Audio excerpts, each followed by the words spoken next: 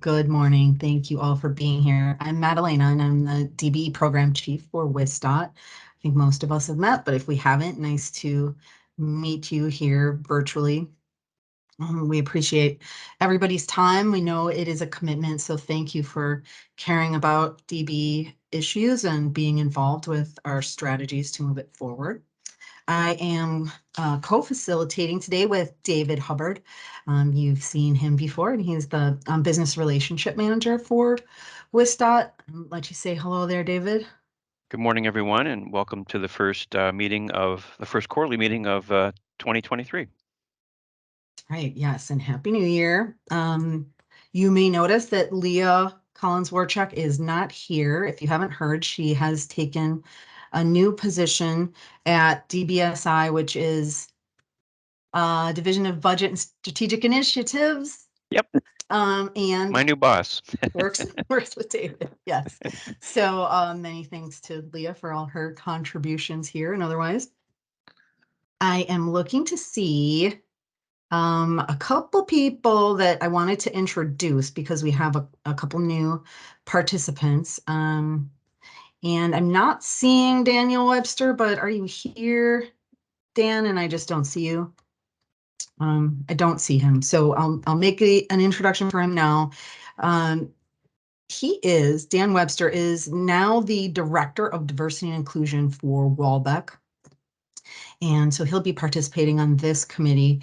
Previously, Tracy Griffiths was part of our work here on the Labor Committee, and so she will not be here anymore, but Daniel will. And at the end of the meeting, if we see him, we'll give him a chance to participate. And I'm also looking for Tim McMurtry, which I'm not seeing his name here either yet, but Tim should be joining us. Tim is the new Executive Director of Infrastructure and Business Development for NAMAC. So he'll be participating here with us on behalf of NAMAC, and he'll also be part of the business subcommittee. So maybe at the end of the meeting, when we see him here, we will let him show himself and say hello to you.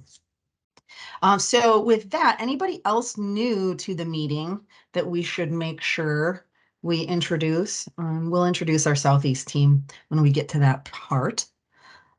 So anybody else want to announce yourself? I'm not seeing Lori Green is here. Hello, Lori. Thanks for joining us. Lori's on the DBE team. And I don't think I'm seeing new names. I don't know if you are, David, but I am not seeing anybody that looks unfamiliar to me. So. Okay. All right. Well, thank you all for being here. And if you are new, but you were just shy, then we will split out into subcommittee sections in which we talk about labor and we talk about program development, business development for DBE firms. So if you are new, please just put in the chat which committee would be appropriate for you to go to, and Christina will make sure you get there in our breakout sessions. Okay, so with that, Bob. Hello, Bob Gutierrez is the Southeast Region Director, and he will introduce his team, who will provide an update on select projects and give you some information on some things that we're focusing on in the Southeast region. Hey, fantastic. Good morning, everybody. And thank you for being here today, and thank you for taking the time to kind of listen and share information back and forth. So we've got several projects here at the Southeast that we want to kind of highlight today. Some are upcoming lets. Some have already been let, and we want to kind of share what some of those projects look like. And then we actually have, I think David Went's going to talk a little bit about the local program and some of the nuances on that and some of the things that we have coming up in our local program, especially in the Milwaukee area. I will have them introduce themselves as we run down the line, but we are going to be talking about I-43 Brown to Capitol, 894 Mitchell to the Hale, east-west, some major program projects with David and the local program with David. Why don't we take that in order? We've got about 20 minutes, and then we have Deb Evers, our consultant services. She will be sharing some information on the professional service side of things and some opportunities that are upcoming within a week here or 2 weeks with that. So why don't we start out with I-43 Brown to Capitol with Joel Gallimore, and take it away, Joel. Thank you. You bet, Bob.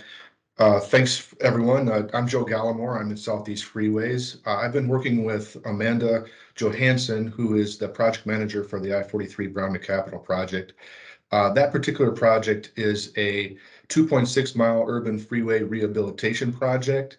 Right there, the corridors on I-43 within the city of Milwaukee area. And a bigger component of that project is we're adding aux lanes at select locations between interchanges. We have the major items of work consist of removals, excavation common, base ag, HMA pavement, concrete barrier, concrete curb and gutter, sidewalk, storm sewer. We're adding some high friction surface treatment in some of the curves there to improve safety. We're doing 2 bridge deck replacements and at Locust and Burleigh, and then we have bridge deck concrete overlays at some of the other ones. Bridge painting through those bridges, obviously traffic control, erosion control, pavement marking, some sign structures, lighting, traffic signals, FTMS, and some permanent and temporary signing items. The project, I have all that stuff right in front of me because obviously the project is right here at the finish line. We're excited that it's going to let on March 14th, 2023. So the ad date is coming up very quickly. That project is estimated between 50 million and 75 million, and it has a 10% DBE opportunity goal associated with the project. And obviously, some of the DBE opportunities, pretty numerous with most of the major areas: truck drivers, equipment operators, iron workers, carpenters, cement masons, electricians, skilled and unskilled labor, down to clerical as well. So one unique element of this particular project is the first time we're using ASP 1.1, and you'll see that in the lead. And what that is it's prospective bidders, will be invited to a non-mandatory pre-bid meeting that will discuss the additional special provision ASP 1.1, which is basically a trans program on the job voluntary incentive program pilot spec. And then I think we have some folks that are going to be giving a presentation next month, actually on that in depth in February, a specific meeting for that. We can give you more information for that if you have any questions on it. But it's essentially it's a resident opportunity for particular area within the city of Milwaukee. I have some more information, Bob, maybe if we want to go through that, since it's sort of the first time here, but we can share that information more. But it's a great opportunity to help different communities within the state too. So and that's an FHWA program within the new bill that came out for additional opportunities. And here's just the ASP right here, the pilot program. So this came out just recently with the bipartisan infrastructure law. So that's fantastic. Thanks, Joel. Yeah, that's a rough residential preference ASP, and it is an incentive program because we don't want to. We want that competitive, equal bidding environment, and then this would be on top of that for any contractor who ended up being the prime on that. Thank you, Joe. We will, we'll go down to now I think Bill Moore, or Jeff Bowen on 894 Mitchell to Hale, another large project. Hi, Bill. Hey, how you doing? Good. I'm gonna do the Mitchell to the Hale as well as East-West, so let's go Great. ahead. We are letting in February on the 14th, approximately $50 million project, which will be rehabilitation of the east leg of 894 and the reconstruction and replacement of the Loomis Bridge over 894. This is basically rehabilitation of 3.3 miles of the freeway from 84th Street to 35th Street, very similar to what we had done on the north leg of 894 from Lincoln down to 84th Street. So this will just be matching that project and then going east to match the old Mitchell project.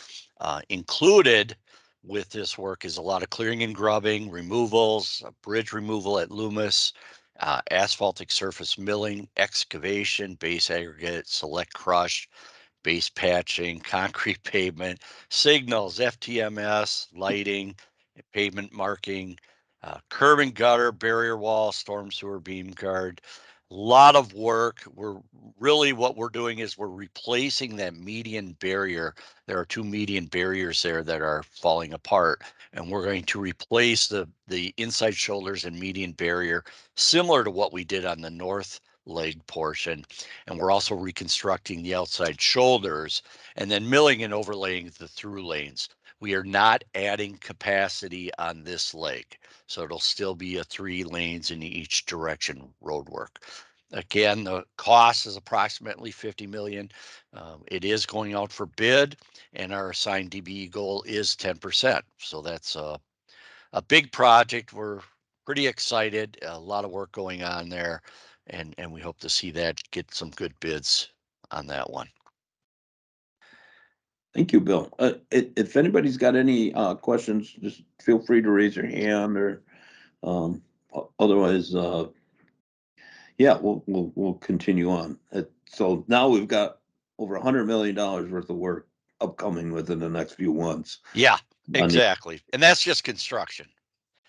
So if you want, I can go into the East-West because you asked about the East-West. Sure. Yep. Currently, the East-West, we are in what we would call the supplemental draft environmental impact statement. We had our public hearings in December, and we are finishing up getting or receiving comments. We have till January 31st for all comments on the draft EIS. And then we will go from there. We will answer the comments, make changes as necessary with the draft EIS, and then submit a final environmental impact statement and of record of decision, which is the final documentation from the Federal Highway Administration for approval of the project. We hope to submit that in May, I believe, of this year. With final approval, our goal is to get final approval from the Federal Highway Administration in October, late October, early November of this year. Currently, what we're working on is not only that environmental documentation, but we are allowed to work up to 60%. We have a contract out with Jacobs as our prime consultant on the contract. DBE goal was 10%. We're actually at 12.1% with that contract. And firms on there currently, we have Beth Foy and Associates, Prism Technical, Gestra for a lot of soil borings, and then Community Traffic Control for traffic control with those soil borings. Coming up is we're looking to solicit in April a final design contract for this project. And of course, this is all based on us obtaining approval from the Federal Highway Administration and the legislation here in the state. This is going to be, that contract will, again, final design, which is final plan, specifications, and estimate for all roadway and structures, including traffic mitigation projects on local streets, intersections. We have on both 94 and Highway 175. We have the Washington Street extension. So you're looking at curb and gutter, excavation, embankment, but it's the design of those projects that ultimately will lead to construction. And that's really where the best opportunity we have is our construction projects. We're looking for construction to start again based on approvals, but we're hoping in 2025. Our west leg, which is 70th Street to just past Hawley, right in where the cemetery area is. We're looking at that going as one of the early projects. We also have some work on the east leg to help us with utility relocation. The total project cost on this east-west is $1.2 billion.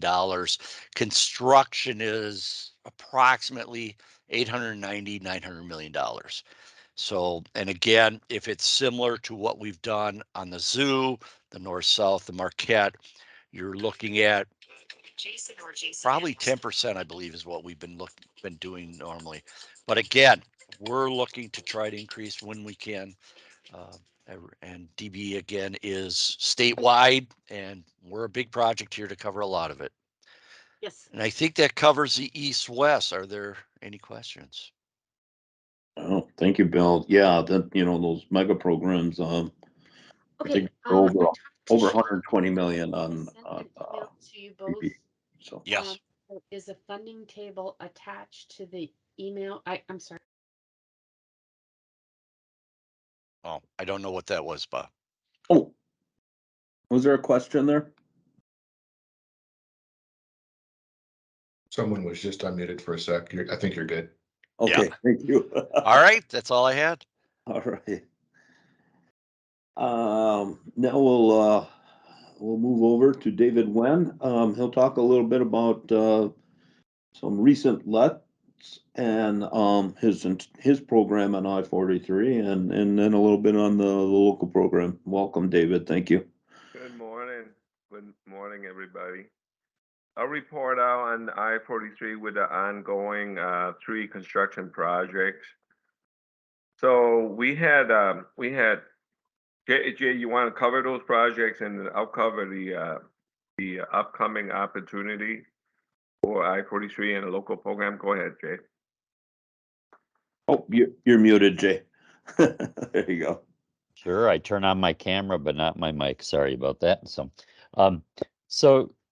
Jay Obenberger, Southeast Construction Supervisor, currently working on the majors projects. We recently had a let in October. The DB the goal was set at 12%. We came in just over 14%, and those are on three major subs: Aerocrete, Arbor Green, and DK Contractors. So there's no trucking. Those are all major subs, so they should be able to hit that goal no problem. That project, we're just starting the clearing and grubbing. We paid no estimates, so there's nothing really paid to date or current, but everything is proceeding as expected. The other 2 projects on I-43 are the north with Michaels, and that had a 10% goal, and we are about 40% paid to date, and we're tracking our DBE close to that 40%. Some of that goal is in concrete trucking, so we still have a lot of concrete to do, so we'll be catching up here in 2023. And then for the county line, which is Hoffman, we also have a 10% goal, and we are about 60% complete. And again, we're tracking good with that. We haven't had to write any mods or change anything, so we're expecting that to come right in on that 10%. And again, we're tracking a little bit behind because there is a little bit of trucking and materials that we're still coming in 2023, but we're in good shape. So, and through our CUF assessments, our commercial usable function, and on our weekly progress meetings, we ask about DBE issues, and nothing has come up. So, I-43 is in good shape. Any questions? So with that, if we don't have any questions, I want to share upcoming opportunity for I-43. We do have 1 remaining let That would be at the for the interchange at Highway 167 and I-43. That's Mequon Road. That's going to be advertised in June of this year, and the letting is in July. The estimate for that is ranging between $50 and $60 million. We are going to be working with Madeline Lehner's team to set the DBE goal, but looking at the three projects that Jay just mentioned, I would suspect that it's going to be somewhere between 10 and 12, maybe as high as 15%. Very similar types of work. Of course, we have bridge work, and all the underground storm sewer, base course, concrete paving, retaining walls. Yep, so it's pretty consistent with the rest of the corridor. We're looking forward to that letting. If we don't have any questions, I'll cover the local program, what we have achieved for 2023, and then opportunities that we have coming up for 2024 construction. I'm happy to report that we have within the local program. It's a pretty sizable program. It's near $90 million worth of work, and we have 32 projects in the local program, ranging from a couple $100,000 to $11 to $12 million. We're happy to report that most of the firms, if not all of the firms looking for construction management, were selected, of which nine of the projects out of the 32 went to DBE firms, totaling up to $31 million of the $90 million of construction. And as far as the DBE percentages that were set on those projects, they vary depending on the types of work. It can be between 2% to 11%, which is pretty consistent with the region. I think for the overall region, I know Deb Evers is that she can share this later too. 30% of our construction projects were we selected were with DBE firms. So that. Yep, that's correct, David. Thank you. I'm very happy to share that. As far as we do have a few sizable projects in the city of Milwaukee. I think Bob, you mentioned in your email that we're still wrapping up Humboldt. That's a 2-year project. So that's right in the heart of the city. Felice Street is gonna be starting soon. That was let in June. In November. So that both of those projects, we do have a nice DBE percentage on them. They were at 11%. Let me see what else I want to share about 2023. That's about it. As far as upcoming opportunities in 2024 construction, we're going to have about 30. The mid 30s as far as number of projects. Right now we're sitting at 34, but I would suspect that then we may have more projects coming in. And the lettings for those are gonna vary, from November to May, November of 23 to May of 24. Obviously, we're gonna go with those projects to the construction fair in the fall. So there'll be many, many opportunities for DBE firms to participate. I would suspect that we would probably come back with close to a third of those projects are gonna go to smaller DBE firms. Okay, and that's That's the construction management. Right, just the construction management. Yep. And then as far as DBE percentages for those, I would suspect that it's gonna be very similar to what we've seen this year, between 2 and 10 and 12%. 7 of those projects in the city of Milwaukee, just to name a few. I don't have them all committed in my memory, but sure. Sherman Boulevard will go. That's on a smaller size. We've got a couple of IDs, and the total for that is going to be somewhere between $2 and $2.5 million. Cherry Street is going to be going in 2024. That's a nice larger project. Locust is gonna go next year, and then Howard is another sizable project that will be constructed in 2024.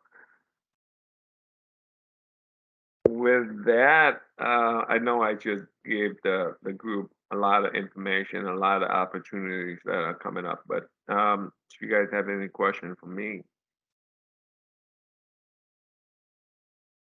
Some great information, David. Thank you. Thank you so You're much. welcome, Bob. Yeah, yeah. So if David's gonna hang on just a little bit here, but if you kind of have a question, feel free to either raise your hand or just open up your mic and chime in. The last presenter from the Southeast will be Deb Evers, and she'll maybe discuss a little bit on the upcoming opportunities for professional services, I think, and any other information you got, Deb. So go ahead. Sure, and I'm just sharing my screen, everybody. Hope that's okay. Good morning. So WisDOT is hosting again their annual 2023 Engineering Opportunity Day. We used to call it Design Opportunity Day for those of you who have been around for quite a while. And we've moved to calling it Engineering Opportunity Day because now what we offer is full service master contracts, which encompass both design and construction services and many other engineering services. So we are in a non-master contract year. And this is taking place on February 16th, Thursday, February 16th.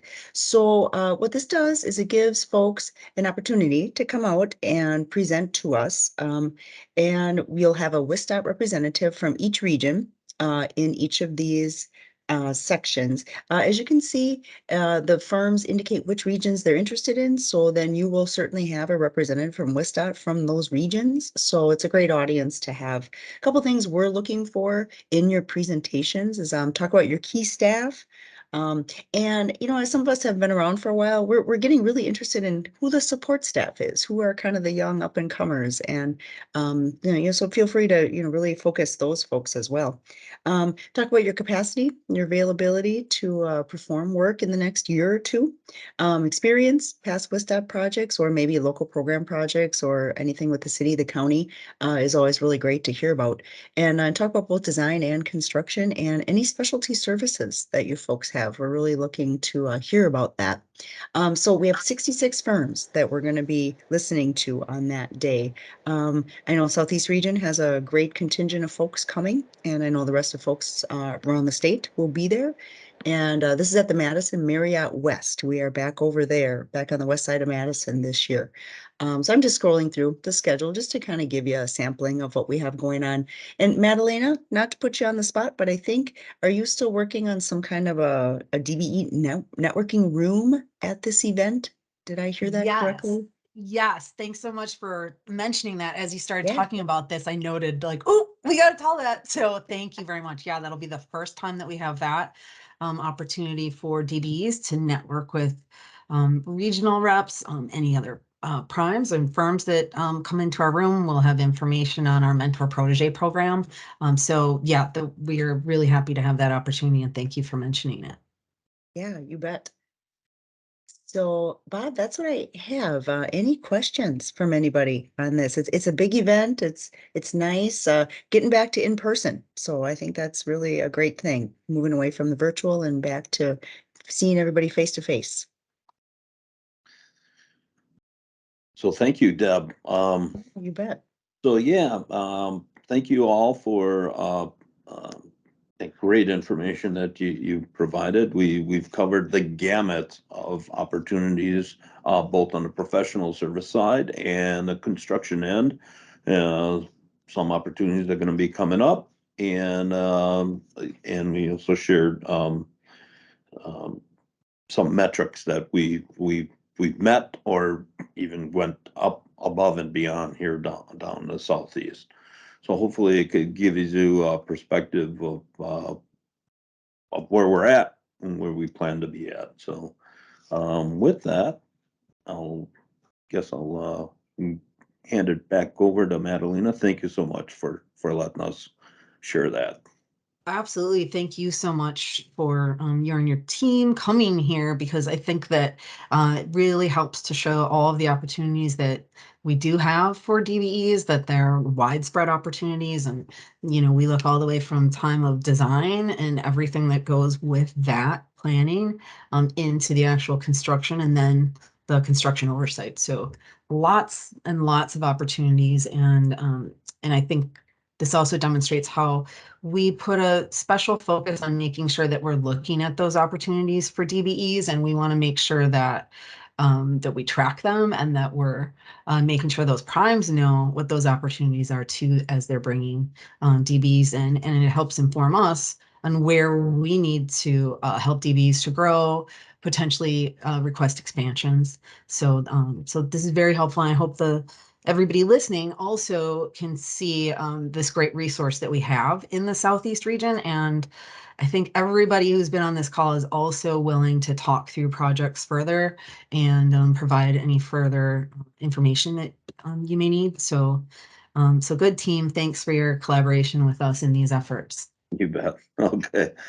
Okay. Good luck and good luck bidding in the future and getting that, breaking into that. Maybe Google can help you meet with some of those primes. Yes, that's right. All right. Thanks so much, and thanks Southeast team. I do, because I saw that Tim McMurtry Thanks for having us. We'll sign off. Okay. All right, Madalena? thanks so much, Thanks for having us. David. Bye-bye.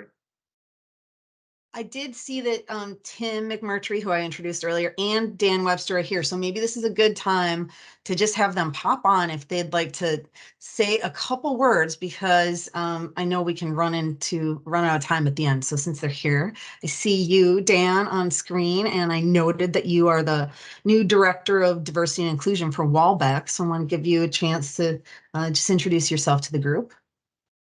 Thanks, Madalena. Yeah, like she said, my name is Daniel Webster. It looks like there's some familiar faces here in this group. Tim's here to give us some of that Timspiration. But been around a little bit here at Walbeck Group.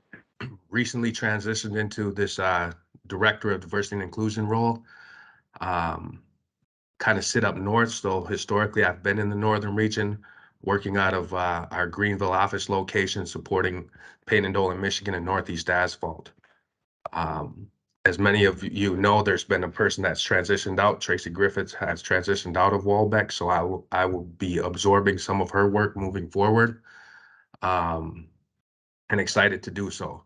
So that's a little bit about me. I guess to go a little bit further, I don't want to take up too much time, but I also attended the Trans Training Construction Program in 2014. Was a graduate of the program, worked in the field. First position I took was as a flagger. Soon after that, I worked for Mega Rentals, traffic control, setting up traffic control throughout the state on a lot of DOT projects. So didn't grow up in the field or in the office. Actually started my career in the field and transitioned into the office and kind of worked my way into this role here just recently. Well, we're really happy to have you on board with us. Thanks for being here. Thanks to Walbeck for finding this important and sending you. Welcome. Thanks. Sure. Okay, Tim, would you like to introduce yourself? I think I saw your name, and I'm happy that you're joining us. Again, Tim McMurtry is the new Executive Director of Infrastructure and Business Development for NAMAC. And he is, I think, probably jet lagging now as he's joining us from having arrived from outside the country. Indeed, my friend. Thanks so much for the introduction and opportunity to just give a little bit here. Madalena, I look forward to working with you and this distinguished group of folks here. Also, big ups to you, Dan, for the shout out on the morning Timspiration tip. I really appreciate that as well. For those of you all who don't know, I usually put out a couple times a week or so, at least once a week, inspirational words, because sometimes when you're out there on the grind doing your thing, you don't get too many attaboys or attagirls. And so what I try to do with the morning Timspirations is give words of encouragement. So any individual that's finding themselves in work, play, business, etc., they get a little wind behind their sails. So that's what that is. Here at NAMAC, I'm delighted to be a part. I came aboard last month. My official first day was December 6th. I have a background in government relations, public affairs, and community outreach, having spent time as a former chief of staff to a city council president here in Milwaukee, also work at one of the leading public relations firms here also in Milwaukee. And as Madalena had mentioned, I just got back last night from a 10-day excursion to Israel on an educational and explorational retreat with a group of other pastors from around the country. And it was fascinating to say the least. I'll save all that information for another time. My role at NAMAC as Executive Director of Infrastructure Business Development will primarily entail, managing the organization's expansion of capacity building resources, making sure that all of the members and contractors are aware of the opportunities that are available to them, as well as providing training to get folks up to speed so that when we are bidding on contracts and performing the work, that it is of a high caliber throughout the construction vertical. And so I look forward to working with each and every one of you all, gleaning from your institutional knowledge that you already have, and really just taking advantage of this generational opportunity that we find ourselves in here in Wisconsin with all of the development opportunities that are here, coupled with the federal government's infrastructure bill passage that was bipartisan. So we have an opportunity, I think, to really have everybody get in on the reindeer games, as it were. And I'm just really here to help ensure that NAMAC has representation in all the different areas and spheres of influence. And, where possible, we want to be able to strengthen relationships that have already, maybe been established, but may have waned a bit. Or if there have been any fissures that, unfortunately, they may have come, we want to smooth those over as well and move forward in as amicable a way as possible. So with that, I could say more, but I'll yield the floor. I don't want to get kicked out of my first meeting for talking too much. So with that, I'll hush and let you all get a word in edgewise. But thanks again for having me. I look forward to working with each and every one of you. Absolutely. Thank you so much for joining us. We are really excited to start working with you as well. So thanks for sharing a few words, and feel free to interject here as conversations flow. I see that people went couple. Yes, Bernard. Oh, I'm sorry. Very quickly, I just wanted to congratulate Dan again, Dan Webster. Dan was in one of my first classes back in, I graduated in June of 2014. I have to say, from meeting this man, he's like a son to me. Our relationship has developed so much, and to watch his personal and professional growth, it's something that books are written about. I'm proud of you, Dan. I love you, bro. I'm done. Oh, nice. Thanks for sharing that, Renard. And Karen, I saw that you'd popped up. I don't know if you wanted to share something. Oh, hi. I was just in another meeting. But I have no questions at this point. Sorry, I was late. Okay. Oh, no problem at all. I just wanted to make sure I give you a chance if you'd want to say something. Okay. Well, welcome to our new members. I'm going to ask Christina to share a presentation that I put together on DBE utilization, just because I'm sort of concerned about my bandwidth here holding out. So I'm going to go off camera, let Christina share that. I think you have it ready, Christina. And what I'll do is give a little recap on those 3 projects that we're working on in Southeast region, some that you heard about already. I want to get you up to speed on federal fiscal year 2022 and how that looked and how we closed out, and then a bit of a look forward to some events. All right, I'm not seeing anything happening with the PowerPoint. I'm going to make my attempt to share it. Hopefully I keep you all here. Okay. So you are seeing my screen, I hope. Yes. Okay, great. So quickly, because I want to spend the majority of the time talking about our federal fiscal year 2022, we did have a little bit of an increase on Highway 20, which we are tracking in Racine on the construction side. We don't have much increase here. Changes and amendments to consultant contracts happen along the way if necessary. So that's been pretty stable there with that project. We do on Highway 50 in Kenosha see a bit more growth in Hispanic American than in the previous slide. Still definitely exceeding that original contract and now at about 27%. And the zoo, which our figures for region and for us may change a little as we track those contract modifications, the commitment modifications for DBEs very closely as they come in. And so if you see variations on any of these projects, it's probably because we're tracking that extra very closely to add to our after contract execution commitments that happen after the DBE is already on the job or new DBEs are added. So here, this project originally had a 15% DBE commitment and almost at 20%. And this was, also the tail end of the season. So when we're looking at, from October through this point in time, we don't see a lot of additional construction work happening because that's when the season wound down. All right, so if we're looking at a federal fiscal year 2022, our DBE commitments exceeded our overall annual goal, which was 12.41%. So you can see we're at 13.75. That was a combination of commitments in consulting and in construction.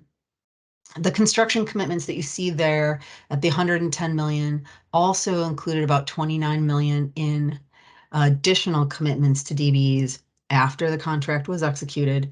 And that also takes out any reductions that we saw, which I believe was under $1 million in the last season. So we're doing very well for adding and not subtracting the same amount we're adding, because we always do remind our project teams and also primes in any hiring tier that, while you could replace that DBE commitment so that we've got the numbers straight, we can't replace that commitment that we took away from the DBE who was counting on it. So we really encourage and try to enforce staying with that initial DBE commitment as much as possible. So that I think has gone towards the reductions being fairly minimal.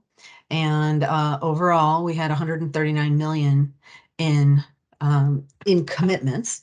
And that was with a little over $1 billion in federal funding. So that was robust. When we look at our goals for the last 5 years and our overall achievement, when we were in the previous triennial, the goal was at 12.38%. The zoo was in 2018 here, and that is why we had such high participation at that time. In 2019 and 2020, we did not meet the goal. However, we were also not consistently collecting the after contract execution participation from DBEs. We didn't have a system for doing that we did put in place in 2020. And so, we know there was more participation that did benefit DBEs. We just didn't have a mechanism for capturing it. So now that we do and started doing that in 2020, that's part of what accounts for our 2021 and 2022 exceeding the goal on that construction side, because in 2021 we had about 20 million in additional participation and about 29 million, as I said, for 2022. We have one more year of 12.41%. When we look at this broken down into our ethnic group achievement, we see stability across most groups in general. We see a bit of growth here in our Black American. This is combined male and female.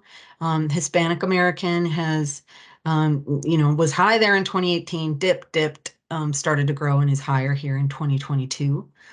The Native American participation has, gone up, down a bit, up, down a bit. Now, this might be the same amount of money in each category or a similar amount of money in each category, but because the federal funds and then the project funds themselves are higher, this is representing the percentage change overall. Notably, while this little orange block looks so tiny, the subcontinent Asian American participation did actually double since last year. So certainly we want to see that continue to grow, but that is a trend in the right direction. Asian Pacific American also growing. And then when we look at our non-minority female participation in terms of commitments, started high here with that very large project, kind of dipped up again, commensurate with our now new collection processes. We have generally seen that the minority female participation runs at about 60%, has done so for maybe the last 10 years. And this year is at 55%. So we do look at that as trending in the right direction. We certainly want to see all these bars closer to the same level, but that doesn't happen overnight. So we're looking towards equity here as we move forward. And so you can kind of see where we're going with that. This was a request from this group actually to break down the type of work per ethnic group so that we could see how that looks, rather than just looking into each group. We've shown all different kinds of graphs here, male, female, the whole group, a combined group, etc. And so this was a further request to break it down a little bit further. And so we did start doing that in April. And so then you can see here this kind of color code. The traffic control we only have Black male-owned firms doing traffic control. Storm Sewer has Native American firm doing that. So each of these areas kind of represents where we're seeing the various firms doing work. And this gray bar here is the Caucasian female-owned firm. And this chart also helps, I think, explain my response oftentimes when I'm trying to give some backup to why we might see more commitments to Caucasian female-owned firms. And that is directly related to work type. And so if there are all these different types of work in which you can conceivably earn more money on the contract, then you're in a position to be gaining that sort of work. I hear somebody came off mute. So do you have a question for me? Because I can't see anybody, but okay. Don't want to cut anybody off. So we can also make this available to you. I know it's a lot to try to look at right now, but just wanted this group to know that we have started to break this up and track it as specific as work type, so that we can look at where various groups are working, and what we can share with you, and where we can also then help increase them, expand those work types. Talk a little bit about GFE requests. For those of you unfamiliar with that, good faith effort is required on every contract with a DBE goal. The best way for a prime to achieve that GFE requirement is by meeting an assigned goal, if there is an assigned goal on the project. If they cannot, then they need to document very substantial efforts to us that they did attempt to meet that goal, but were unable to do so. And so what you can see here also goes back to 2018, in which we had an excessive amount of GFE requests that were also approved.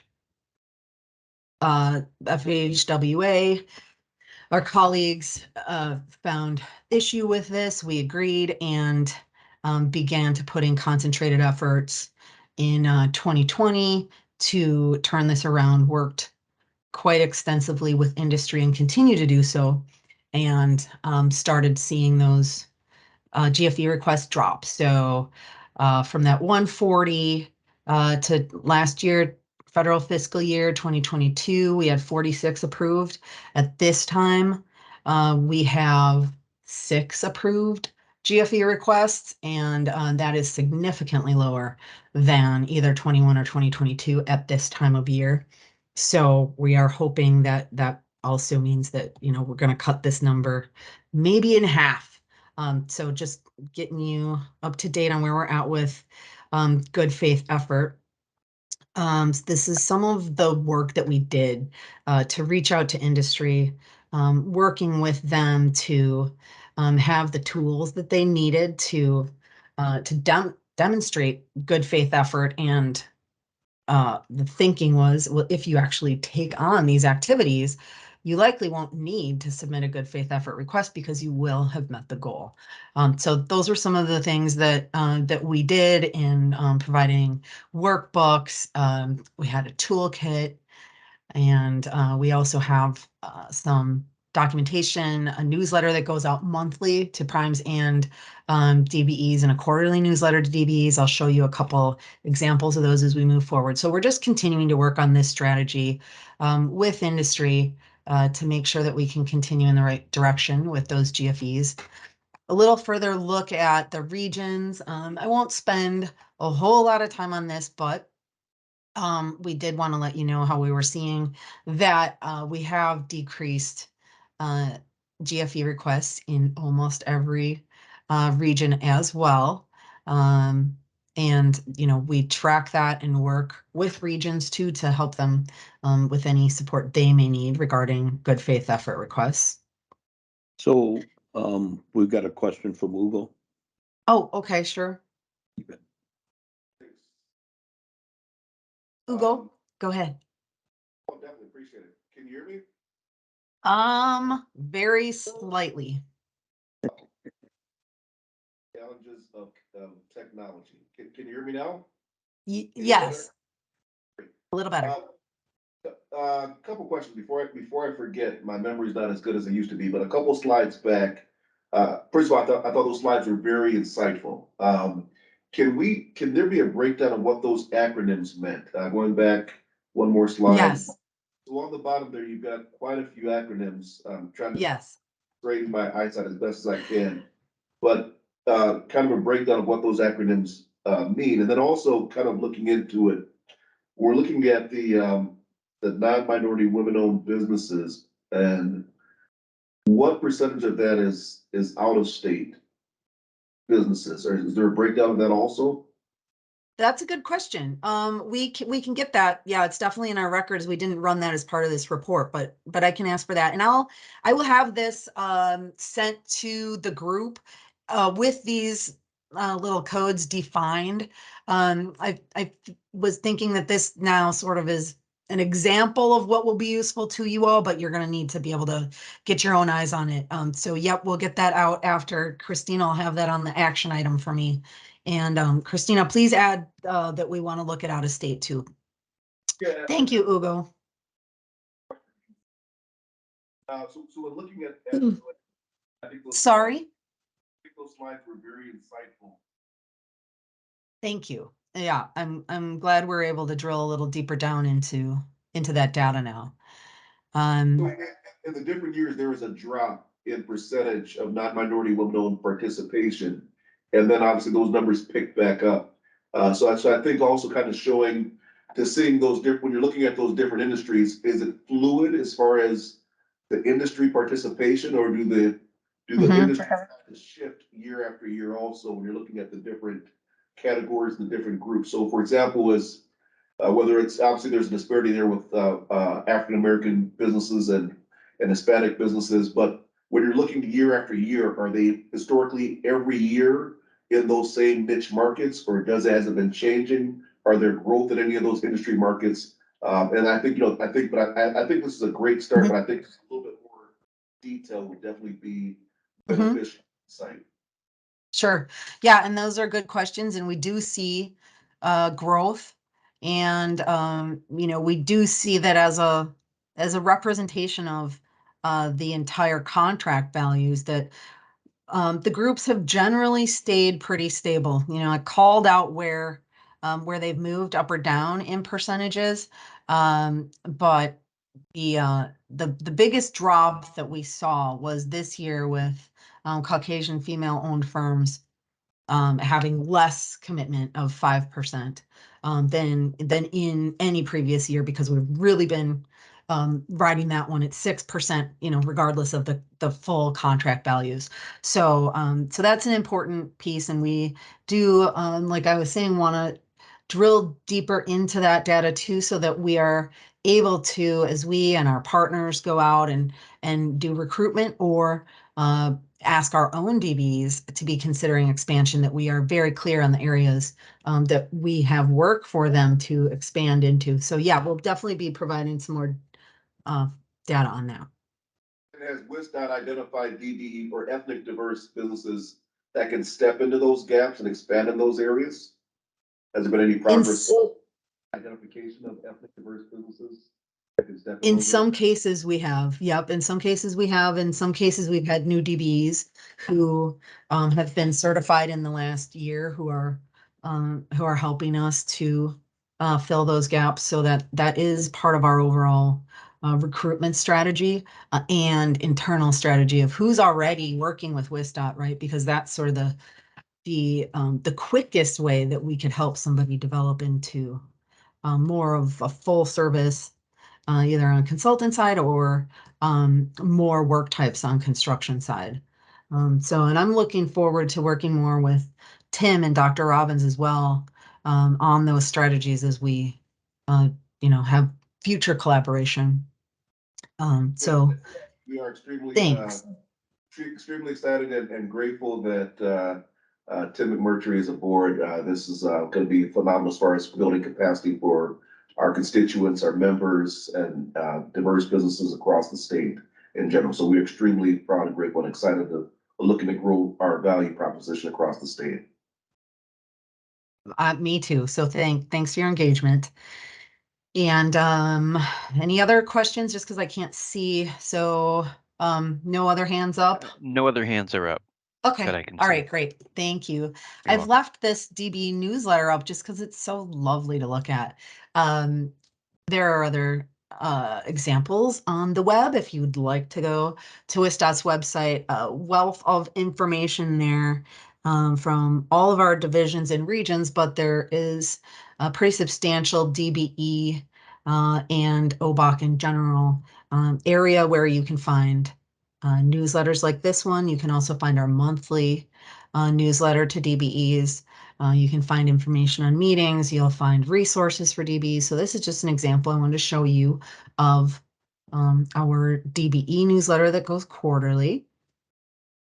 And I guess you can click into that. This is Prime Contractor newsletter that will go out for the first time in this visually beautifully represented format. We have been sending out a long email every month to primes with bid reminders, GFE reminders, trying to provide the tools they need to be working with DBE. So we are hoping that this increases reading of those messages, though they assure us now they are reading them, but this should make it a little easier on the eye. And of course, I need to mention that the annual DBE workshop and networking summit coming up March 2nd and 3rd will be at the Wilderness in the Dells. I'm sure you're all already registered, but if you are not, please do so. Roz, are you on right now?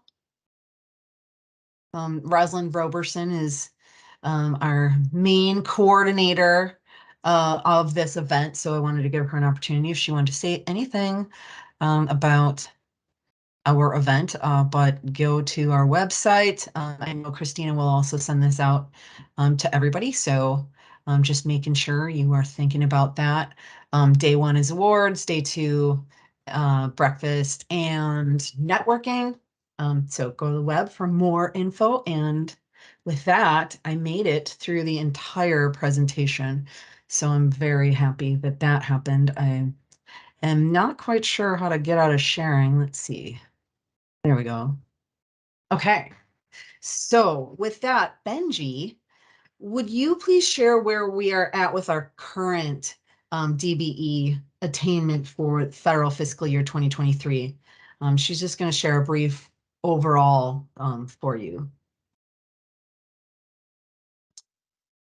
I think. Oh, good. Hi, can everyone see my screen? Yes, we can. Let me bring it up just a little bit more real quickly here. So we have, I know the numbers are really small, but the key things that I want to share with you are, these numbers are through December. We still have some projects that are under review for January, so I didn't want to put those up there. We have through December, we have about $332 million worth of Fed funds on our contracts and 466,000. Right now, we have a total of 103 contracts out. Our assigned DBE goal through December is averaging out at 7.94%. We had assigned goals of 37 million for these first 3 months of the quarter. We have achieved 9.92%, and with a total commitment of about 46 million. I do realize now that I have the wrong sheet up here, but at this time we had 14.4 or 14%. With the January numbers, it's projected we're going to be closer to like 12.5% with the January numbers in there. The commitments for consulting right now, we have about 4 million in DBE commitments. We're looking at potential 157 million in federally funded projects, and that the amount that they're looking at for DBE is around 17 million. So with that 4 million, and I do apologize again, that number is not on here, we're looking at about 22, almost 23% in DBE participation. You'll also see on here, we have on the contractor side, we have modifications after contract execution of 702 million. With the updates that we have, we're looking at about 1.1 million. And that's about 397 contract mods after execution that we've received that are being reviewed and approved. So the effort by the primes to add DBE participation after execution and during construction is really good. We're off to a great start. So we're looking to be on track for our goal throughout the summer, and appreciate everybody's effort in bringing those numbers in and bringing those numbers up for us. Great, thanks very much, Benji. And I apologize. if any, yep, no, that's okay. And thanks to everyone for I know there's always primes on this call, and so we appreciate the continued efforts to let us know about additional DBE participation. That is a crucial part in how we set goals as well. And I did want to mention that we are going into the triennial and the next triennial goal planning. So we will be bringing our drafts to this group as well, share information with you about how we use our projected financial information and the number of ready, willing, and able DBEs and the types of projects we have to come up with our overall goal that would then go into effect for 24, 25, and 26. So we will bring that for feedback from this group. Okay, so with that, I think we've covered everything we'd like to cover right now for DBE utilization, and we can ask Michael Stouty, who's here for Alex Smith, to please share some labor numbers. Michael Stouty is the chief for the compliance team also in OBOC. Thanks, Michael, for being here. Thanks, Madalena. And I will just cover some brief highlights. We will send out a report like we have in the past. But as Madalena mentioned, Alec is out, and so he'll be sending that out with other DBE materials. But I want to cover some of the highlights for the reporting period ending 12/31/22. And as you know, it's important to note that construction in Wisconsin tends to decrease in that last part of the year as things have gotten colder. We've slowed down, but our numbers have been still pretty strong. With regard to the zoo interchange, our numbers were very similar to the previous reporting period, with the total number of minorities at 28%. That's 327 total. Total number of females at 22. That's 1%. And actually, for this project, there was an increase of 5 female workers added compared to the last report. On the South 50, we were at, again, similar numbers. We were at 42% on minority participation. That is up from 41% on the previous report. Number of females, again, around that 2% mark. For this project, there was an increase of over 30 workers added in the total number of minority participation compared to the last report in October. On the South 10, City of Racine, we don't have any additional project updates for that, and we'll provide any updates in the report when we receive that. Are there any questions about those initial numbers? Michael, this is Renard. Yes. Are there any indicators, length of time or length of employment, as far as your numbers, your data? Well, we could break that down. It's not part of our normal reporting process. But I know we have a workforce group that's looking at those numbers, and we have a needs assessment that's being performed by Employ Milwaukee and South Central. And we're hoping in that needs assessment, we can break down where our numbers are and where they could go or where they should go. Okay, thank you. That's that highway construction workforce partnership we've talked about in the past with industry representatives, and then working with the workforce development boards in the Milwaukee and Madison areas to look at all the data. And then some of that data we're collecting from our service providers, as well as internal information that we have through CRCS, our internal compliance system. Okay, thank you. Thank you. Thanks, Michael. Thank you. So I think we made it through the entire full group meeting, and Christina will start breaking us out into our subcommittee sections. So if it's your first time here, you'll get a little notice that you are being sent into your groups, and then a notice when we're coming on back. Christina, could you leave us about 10 minutes to recap when we come back? Yes, and I'm trying Thank to you. check here. It's not letting me look at who's not assigned if I have my mic on. Interesting. Let me just. So maybe you can send everyone assigned into groups, and then whoever's left, get them over to us too. Also, coming out of some work that we did with Consultant Primes, they will host Grafe and Sing with WisDOT, a networking event for Primes and DBEs in February at the Grafe offices. So we're doing what we can to move forward in this area. So some of the comments here, and we'll send this document out again. I know it's been sent previously, but I'll make sure Christina sends it. So you have it. Goal 3, improve teaming opportunities for small firms. A couple of the objectives here: increase the number of small DBs on consulting teams. This has also been part of the conversation that we've been having with those consultant primes, and demonstrating our sincere wish and commitment to including the small DBs as well as DBs who may not have worked on our projects in a while, or maybe not at all, and how we're looking at diversifying contracting in the consulting area.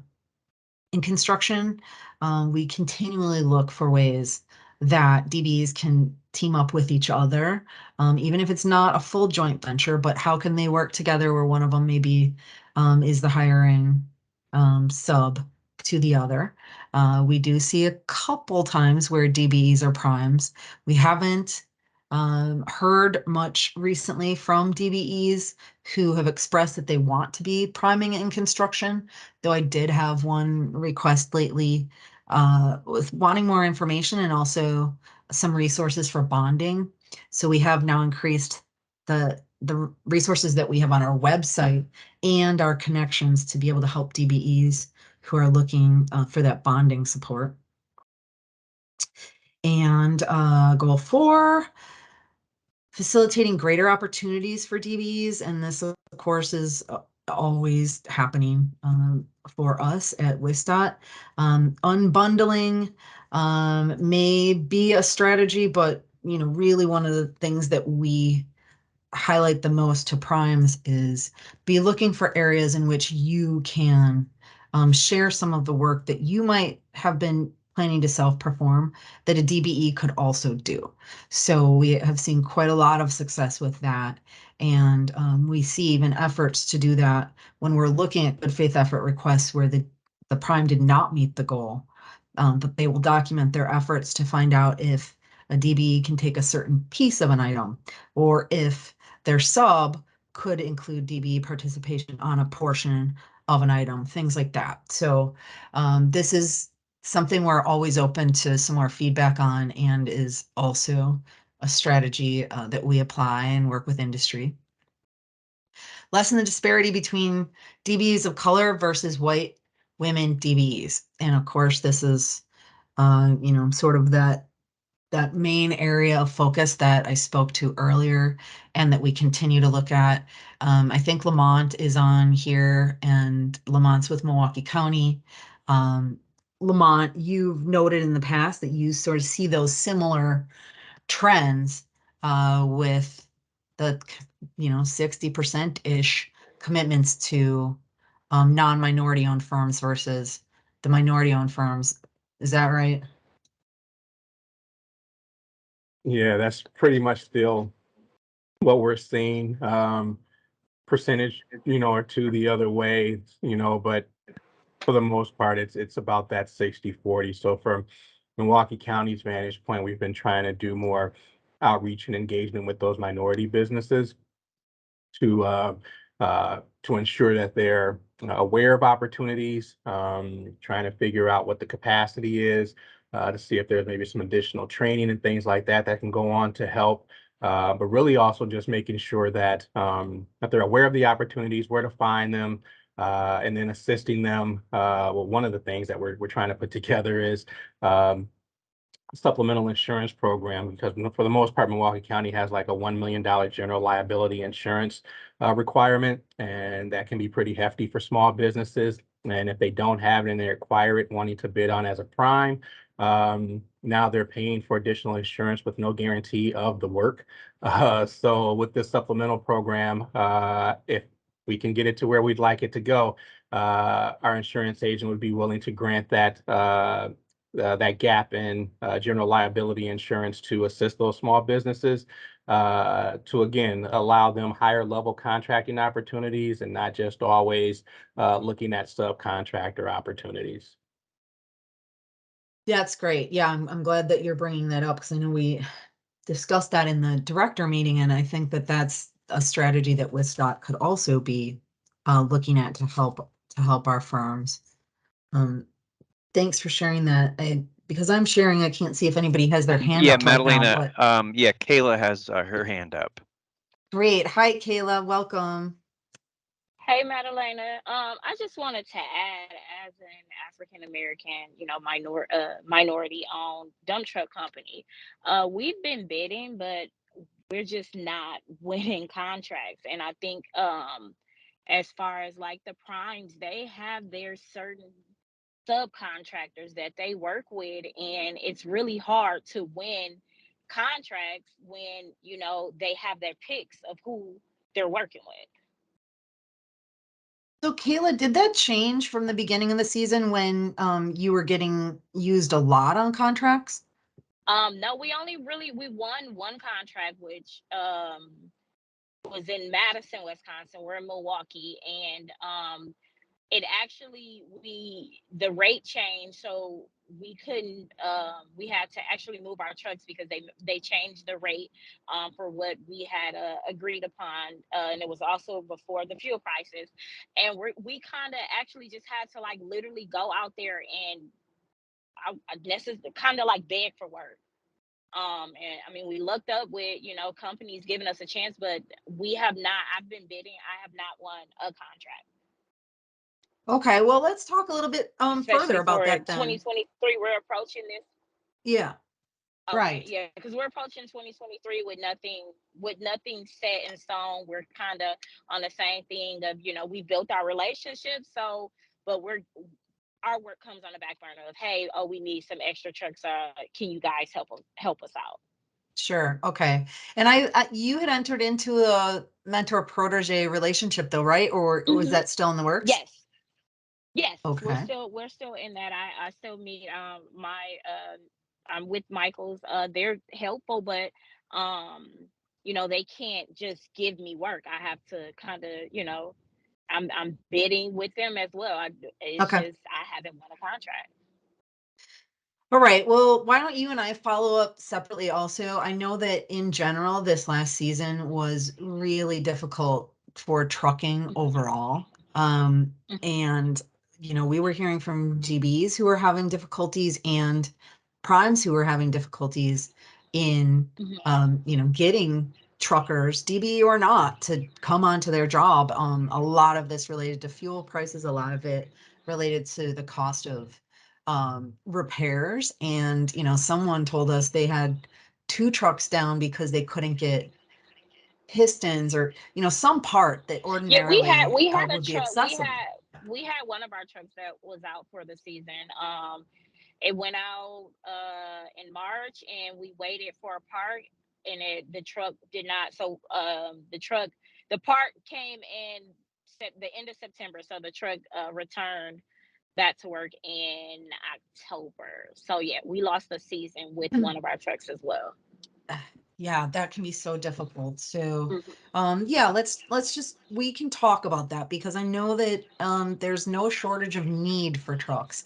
So it may be, just getting to the combination of where your quote works well, that it can be accepted without trying to just drive the price down to the bottom, Okay. So thank you for sharing that. Do we have any other hands here? I don't see any at the moment. Okay. So what works best for the group? Do you want to talk specifically about any of these items that we're looking at here? Any ideas for how we could approach some of these goals and the objectives we've outlined? What are your thoughts? I'd like to minimize this so that I can see who's here, but since I can't, maybe David should just ask somebody to participate. Who's on there? We already got Lamont. Yeah. I did see Trevor. Trevor from Payne and Dolan was on. Did he make it into this group? Trevor is on, yes. Okay. So Trevor, what are you thinking about? Because I think you've been in almost every one of these meetings for outlining goals, objectives, strategies. Any insights you want to share or anything that we may have missed or we could think about as kind of an outside the box thinking type of strategy? I think he's on. I see his name listed, but Okay. Well, does someone else who's been here through this, again, I can't see anybody while I'm sharing, so I'm sure there are some people in this committee who've been here through the development of this document. Anyone else want to share some thoughts here on the progress we've made and then other ideas of where we can go?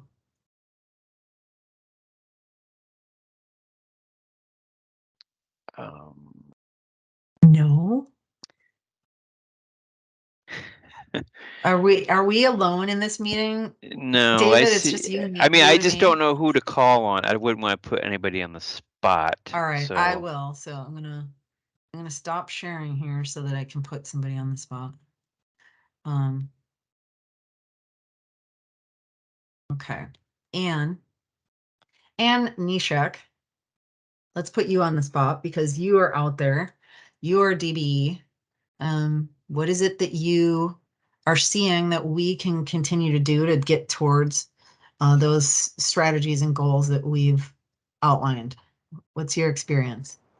I think you just have to have the DBEs meet with the prime contractors and work with them, you know, and say, well, if my price for trucking isn't working out, what price would work out? And see if you can do it for that. And if you can, great, tell them okay. And if not, then tell them you need this because of this. And because there's going to be such a need for trucks coming up. Last year was the strangest year I've ever seen in 27 years of doing this. We had people laid off until June, July. And then we got super busy at the end of the year. Now this spring, we're supposed to be pouring concrete in a couple of weeks in February, which is really strange too. Oh my. Yeah, so it's been a really weird year. So maybe that's what part of what the trucking firm was experiencing, besides parts and everything else, you know. We had material issues and everything last year. Cement shortages, fly ash shortages, fuel price increases, steel Right. price increases. It was nuts. So maybe some of the primes didn't want to pay a higher DBE truck either because they already had other higher costs they had to pay. Yeah, I that's don't know. possible. We also are seeing that that primes were trying to add surcharges in oftentimes where, depending on the fuel price, they could adjust that to accommodate for higher fuel price, but would want to lock in an hourly rate that some trucking firms were telling me, but that hourly rate is too low. So it's great that there's a fuel surcharge, but we can't do this for $100 an hour or Right. whatever it is. Yeah. So I so mean, I thanks for think the sharing best that. way is, you know, if you're already in a mentor protege with Michael, sit down and talk with them because they've been good to work with, you know, for us. We've done lots of work with them and we might sometimes even do some of their work because they don't have crews available. And then we give them our bill and they're like, this is too high. And we're like, yeah, but this and this happened. They're like, oh, that makes sense, you know. So you got to have a good working relationship with them. And that mentor protege is a good way to do it. Yeah, I agree. We've seen a lot of success there. So, you know, we really will support you in that too. All I can say is bid to everyone, you know. Yeah. Bid to everyone, and maybe somebody will need you, you know, and or call you, and you can, you know, meet up with them and talk about your pricing. Right. Yep. I think those ongoing communications are pretty critical. Yep. Thanks, Anne. Yep. Jacob, I saw you came off mute. Did you want to share something? No, not necessarily. Just again, we already had those relationships, you know. I mean, I can't really speak from experience there like a DBE, but again, just always opening those opportunities with those primes, you know, and again, and really understanding that relationship, building that rapport with them, you know, it's really that fundamental base, you know, that really ensures their success in the long run. But that's all I wanted to share. Thank you, Madalena. Yeah, thanks. But since you started talking, I'm curious if you have any thoughts on goals, objectives, you know, the items we highlighted, which I can share my screen again.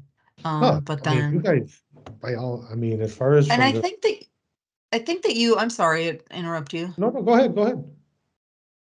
Well, I think you've been on and off in these meetings, and so, you know, what could potentially have some good insight on, you know, where are we at? What can we still do? What I've been feeling like would be helpful for the group is that there's something that the group does. And I mean, I know everybody is busy, right? And we're working, we've got other specific things we have to do, but does it make sense that we look at beyond what WisDOT is committed to doing? Are there pieces that, you know, our goals here could create some actions for this group so that when we come back and meet, we're talking about, you know, the different types of things we're doing. I think Tim now is in this call, you know, like that, this is a perfect opportunity for Tim to come back and say, well, here's what NAMAC worked on. as part of one of our initiatives that ties directly into exploring innovative approaches to creating new opportunities or something like that, Yeah. So do you have any thoughts? I mean, yeah, I mean, I guess, I mean, one of the things that I would say is, yeah, I mean, data, like, yeah, getting information, because that's what people want to see, like, is it working, I mean, and Right.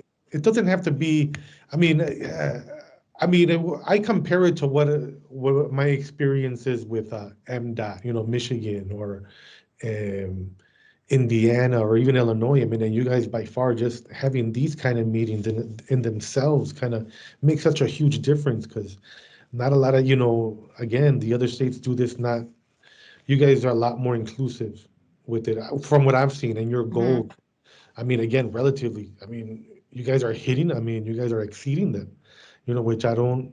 which other states can learn a lot from you guys when it comes to that, I Well, mean, for sure. yeah. I mean, well, the ones that I'm familiar with, but yeah, I mean, I guess, but something that would be something kind of like an action item, I guess, that DB is there could do to kind of like kind of showcase what you guys are already doing, building on those successes, is, I don't know, maybe somehow facilitating a way to get more data from them, their bonding, stuff like that, kind of like a brief survey, and you have to make it as easy as possible, like you have to make it like just a click away where they don't, where it's just where they can readily give information back, because any type of, they have to register and sign up, and Right. it just, believe it, those kind of things. And again, these are like what we said before, these are business owners, they're CFO, COO, receptionist, they're doing it all,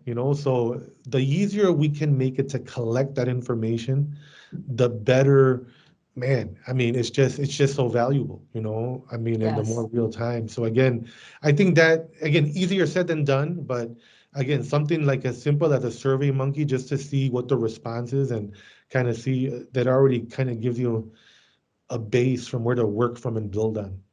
Yeah. Yep, those are great ideas. Thank you.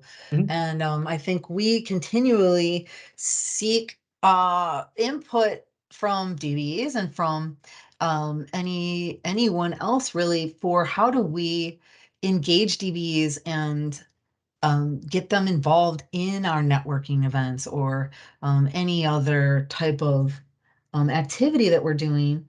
And, sometimes our surveys get, a lot of response. Sometimes it gets, we get 9, I think the last survey I did, I got 9 responses. I mean, and one more thing, Magda, just real quick, just to make a note, like, I guess like social media, we've seen a lot more success like in other media that we never really considered, like a TikTok or something, but believe it or not, I mean, but that's for teenagers, Sure. And right away, that's what we got, right away, but you'd be surprised, how how successful that is, but it's not something that people, no, right away, they'll turn you down, but no, I mean, hey, in this business, you can't, everything's on the table. That's true. And I've seen it be successful. I've seen it, and there's business owners on there. They are, and you can, the younger ones, and you'll just see how, there's a community there, that's being ignored, So again, just because we just think so traditionally, nah, this is where it's at, LinkedIn, and, that's where our people are, and that's where it's at, But no, I mean, venture into that, something that be curious and those other kind of things that you normally wouldn't. Yeah. Sure. Oh, good ideas. Bob Gutierrez, has Southeast region, considered doing TikTok? I mean, I know we do think of that sort of as like it's teenagers or whatever, but there are mainstream businesses that do TikTok because they know they can reach a wide audience. Yeah, we have not utilized that social media media. Well, number one, now we're running up against our own government telling us we're not able to utilize TikTok on state-owned machines and Sure. yeah. Okay. Right. So it might be sort of So that's odd gonna that we be could that's gonna be actually an create uphill. them. Yeah, that'll be an uphill battle for us. but I mean, yeah. Yeah, I could see that. Okay. Okay. I like that idea though, and I like ideas like that. You know, what are we not thinking about because we think conventionally? And I know that we have some consultants here as well. Meenal, you're at M Squared, and I know that you've been in parts of these discussions where we talk about our strategies and engagement and what we're doing. Do you have any thoughts about you know, kind of where we've gotten to and maybe other ideas that we could be putting into place and also engaging this group in helping us you know, pursue those strategies? Yeah, I've been thinking about that as you guys were talking and as you were presenting the goals. And I remember being involved early on, but I have not been at these meetings lately, so I don't know what all the discussions or ideas were that were thrown around in the middle, in the interim, I guess. I know one thing like was just mentioned that the connection of getting like someone just said just getting a meeting in place, which just points right back to the networking events. But if you can't get attendance, it's really, really tough to get. My only other thought that I've had in the last week or two was if there was some sort of a not certification, but maybe certification is the right word, or some sort of a measurement of the small new DBE firms, especially on the construction side, that had been through the DBE orientation on how to work with DOT. They know what forms to use. They know what the procedure and the process is. They're or on the consulting side, they know how to use Masterworks. They know what the step is for PS&E at 60%, at 30%, at the various levels. And they know that a certain process happens before a certain process. In other words, if they're well-versed and the prime doesn't have to handhold on the logistics part of it, and they can focus on the mentoring, and they can focus on just being partners. If I was a prime firm and I had two firms and one had been through this training and or processed through the DOT and had the gold star recommendation from DOT, not recommendation because you guys can't do that, but you know what I mean? They've got that, that foundation, that platform set up. I'd be like, yeah, I'm going to go with you because you've shown your dedication to being able to work for DOT and being present and being kept up with the latest policies, et cetera. Yeah, that's a really good idea. And I think that while we have discussed more recently how to be much more of a resource to DBEs when they are first certified, you know, because I'm sure that probably the experience that Anne had years ago getting certified and Kayla more recently was sort of, hey, you're certified, congratulations, let us know if you need anything. Whereas now we're like, okay, how about if we very specifically call you and say, we have these resources, we want to learn more about your company, and how can we connect you then with what you need, and doing more of that walkthrough.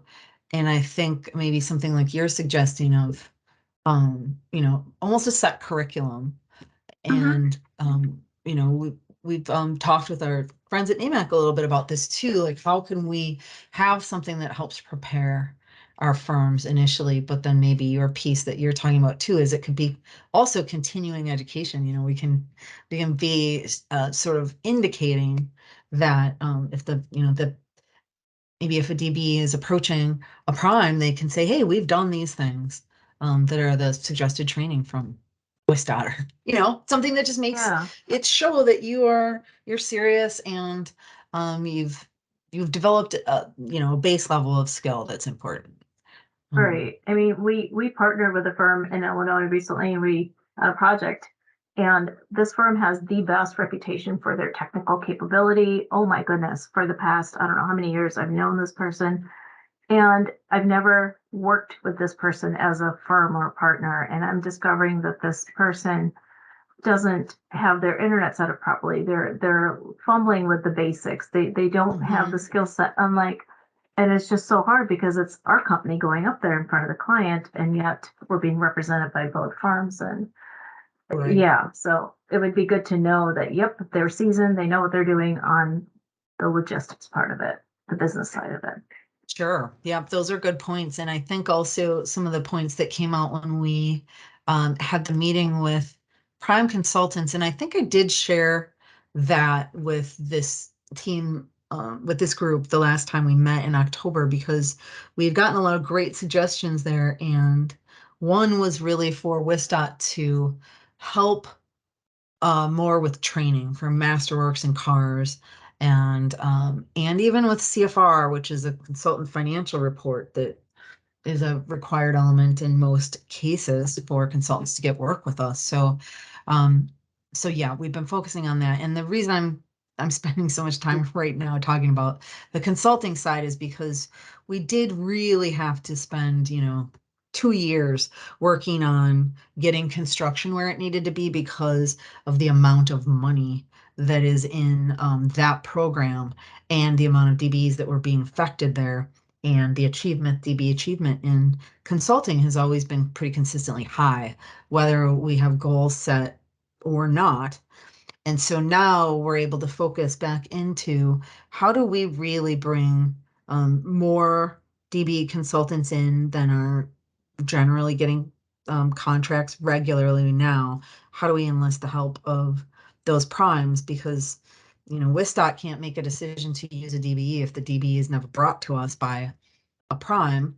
And if that DBE can't prime themselves, then we're not going to see them. So we can internally improve our processes for how we look at making selections, but it won't matter if we don't get the DBE in front of us. So that's why I'm spending some time there. But we're concentrating efforts always on construction side too. Somebody? Real quick, this is Tim. Yes, Tim. With NAMAC, and this is excellent, conversation and insight. I'll say for me personally, because that's really what we're looking to do. Is position NAMAC as the organization of choice to be the clearinghouse for all of the needs, and acting as this go-between between the contractors, DOT, and the primes, so nothing gets kind of lost in translation. And so it's really, really important to be able to say, okay, as a prime, these are the kind of things that I look for in those that I prefer to do business with. DOT, hey, when we want to be able to endorse or at least mention contractors that we think are of good repute and good reputation, these are some of the characteristics that we look for in those folks as well. And as far as the technical assistance is concerned, the young lady that was just talking about this other organization that had come highly recommended, but found out they had kind of some flaws in how they get down, so to speak. We want to be able to minimize those instances, because you only really get one time to make a first impression, and whatever that first impression is, it's kind of hard to erase.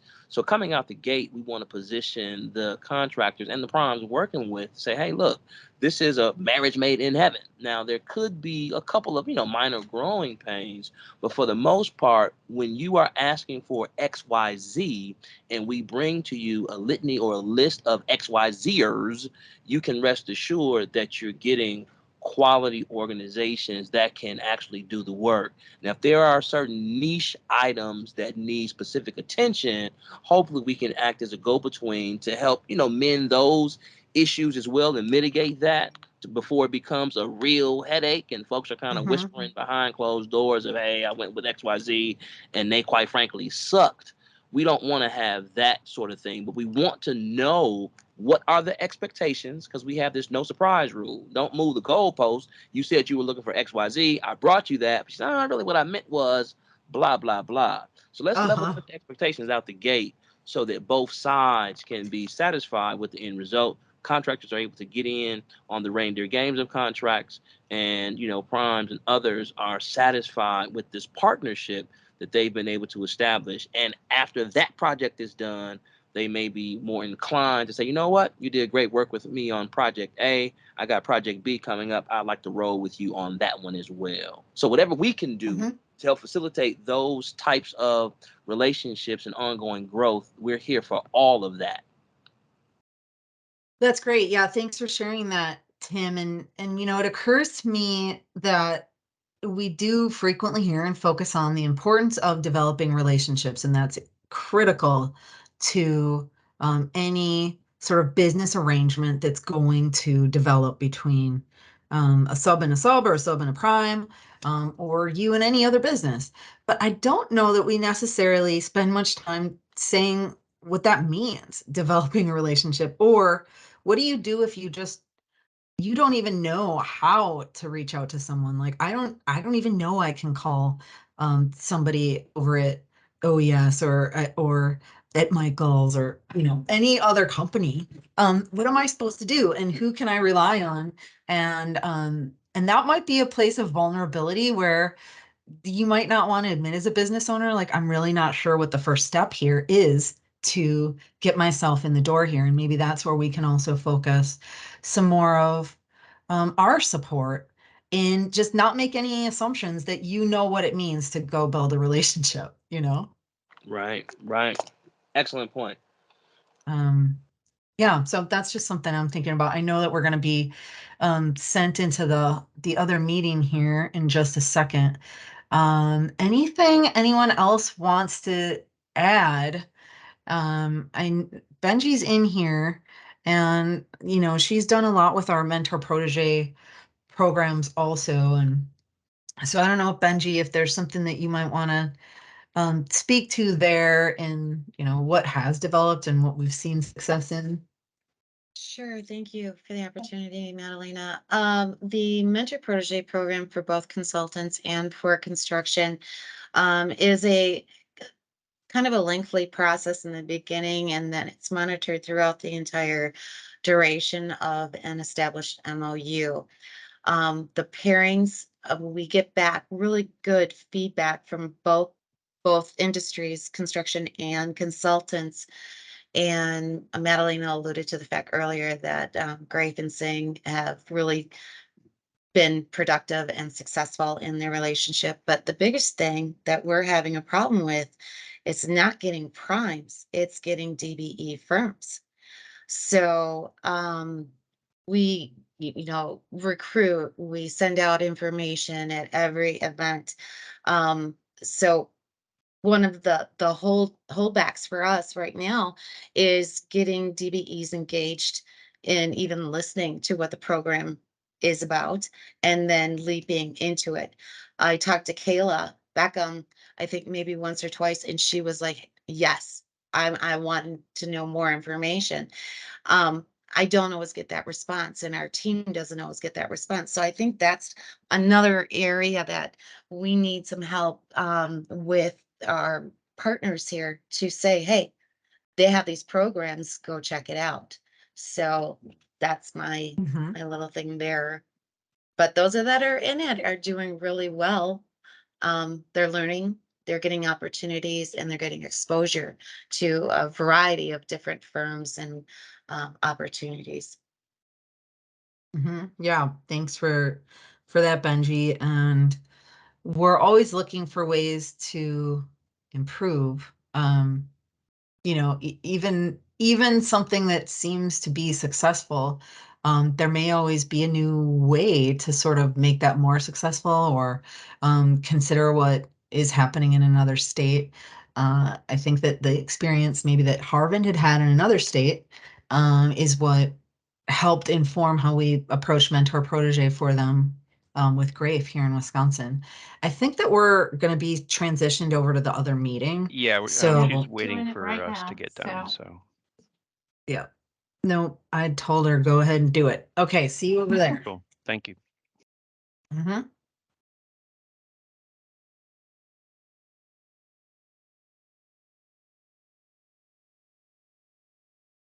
Conversation or an example? Do we have any of those examples? Offhand, I don't know any that really wanted to do that. They never came to us to even discuss that, even if they thought about it, So I don't really know any at hand. Does anybody else have any examples that have at some point in time went from from the field to becoming a business owner?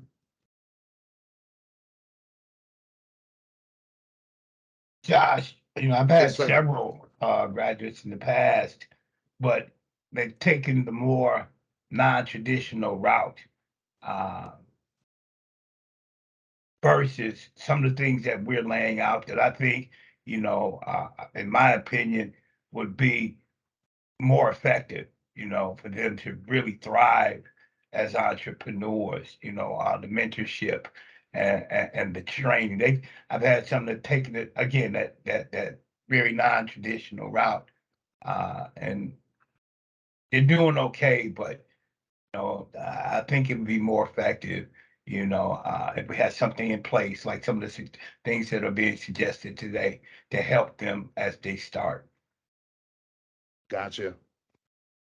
Yeah, typically that is the way, and that's what I was wondering if there were any specific examples, because typically it is the non-traditional way the individuals get involved, whether it's, once they started or once they finish, their training, whatever it's apprenticeship or as a journey worker, and then they get engaged in starting their own business. So perfect. Thank you. Is there anything else under like providing that information? Like what is that? What would be a strategy of that? How could we, so we have it in here as a strategy, but we can expound on that as well. What would a strategy look like about providing that basic training on entrepreneurship? Is that something, Michael, is that something that DOT has the ability to do? That to provide that is something that they've done in the past? Sure, I would think that would be part of the mentorship protege program that the DBE office offers to help new DBEs, that there could be some offset from that. Gotcha. Okay. And Josh, I know Madalena and Joe Davis have been working on some things, because I did refer a couple of my guys to Joe that definitely has that component in it. I don't know a lot about it, but it sounds very similar to what Yes. we've been discussing with the mentorship, with the training. I don't know if it's part of DOT, but I know Madalena and Joe definitely have an idea. And that's under the mentorship or the entrepreneurship, Bernard? Which one would that I be think under? both. I think both. both? Because Okay. the guy that I sent, the two guys that I sent, they have there's definitely a training component to it, and he has some mentorship involved with it too. I think Joe would be a good guy to maybe reach out to on that one. Yeah, perfect. So let's put that in there as a strategy, is to engage Joe Davis, and he's with Construction Business Group, CBG.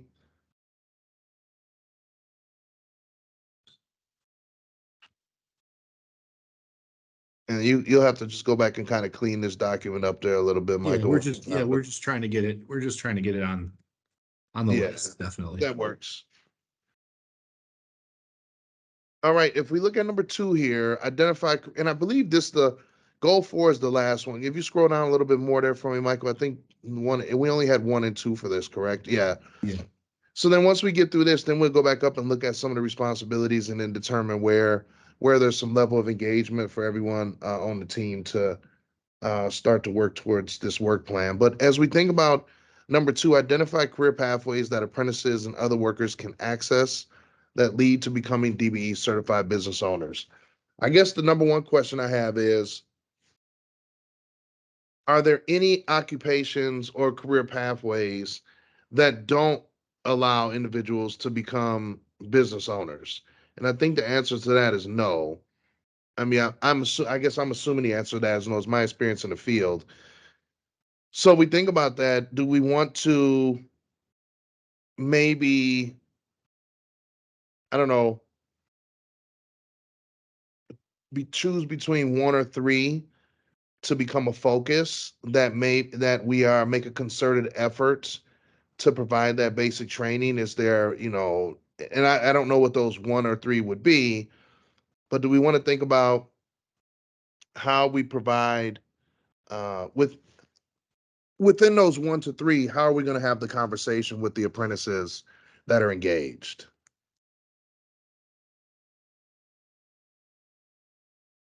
I guess one of the things that I can see that, I don't know if we do this or not, but do we know that, they're interested in the beginning? Right. I mean, I know they probably fill out an application or something of that nature.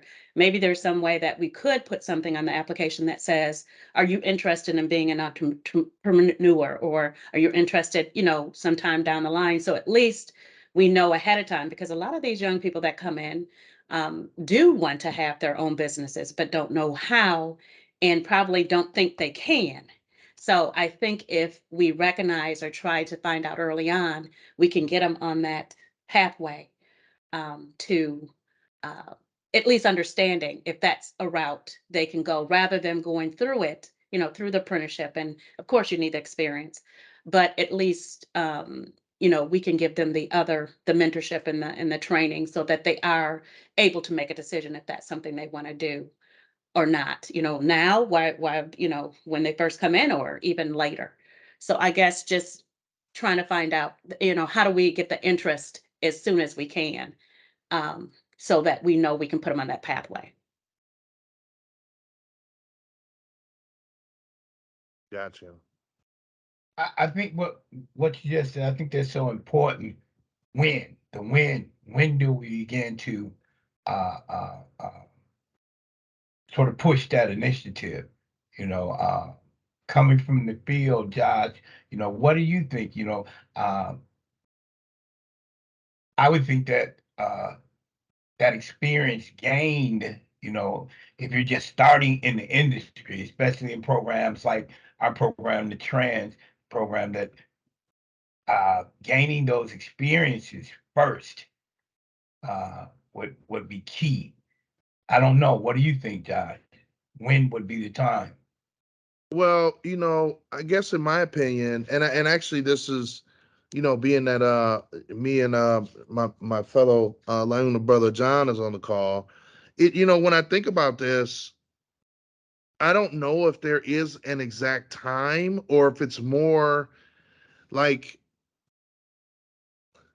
it's more of a, I think, Andre, you said it perfectly, which is like when, or you alluded to it, which is we don't really know when their level of interest is. Like many times people, they determine it as they're going through the process, and they decide, hey, you know what, I want to start a business.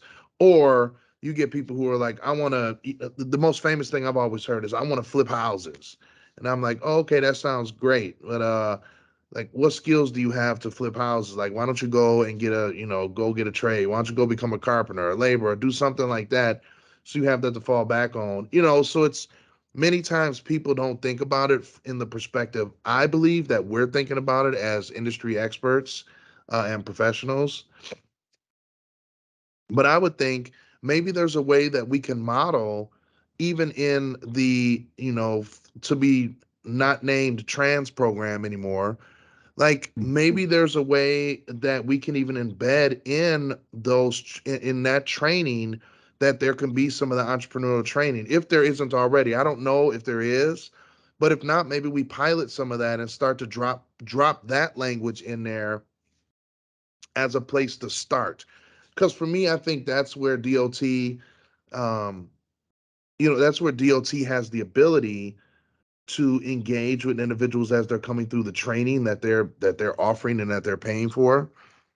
And then we start to think outside of that, and you know maybe John, maybe we could tap into the laborers apprenticeship program, and maybe think about some training, that maybe there's a pilot to have some training there of individuals, thinking about how we can engage those individuals who may show interest in running their own business, or becoming an entrepreneur. So that's kind of the level that I'm thinking of it at, from that perspective. Yeah, I And I like was the idea. I like the idea. I'm sorry. With the younger generation I'm dealing with right now, I got to get them to show up on time to work first, Right. So, I'm gonna just be honest. I like the idea, but we got a lot of maturity, a lot of things that they need to do before they jump into something like this, because it's dealing with a different group of people right now.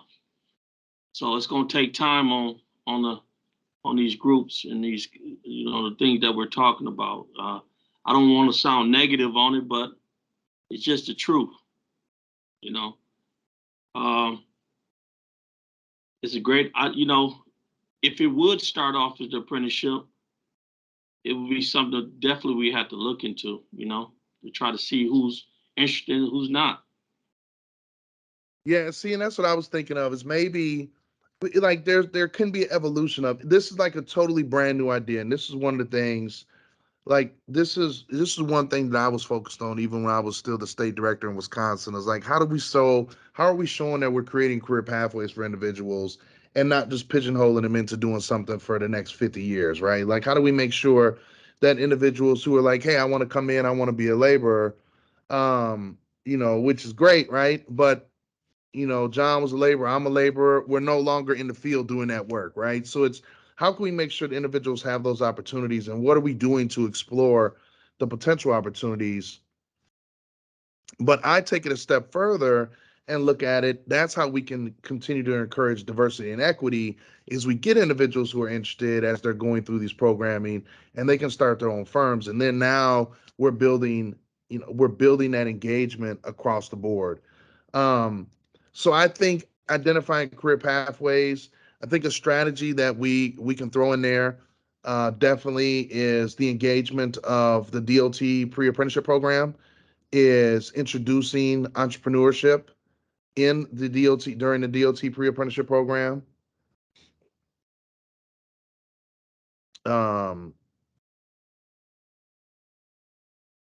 Yeah, to introduce entrepreneurship.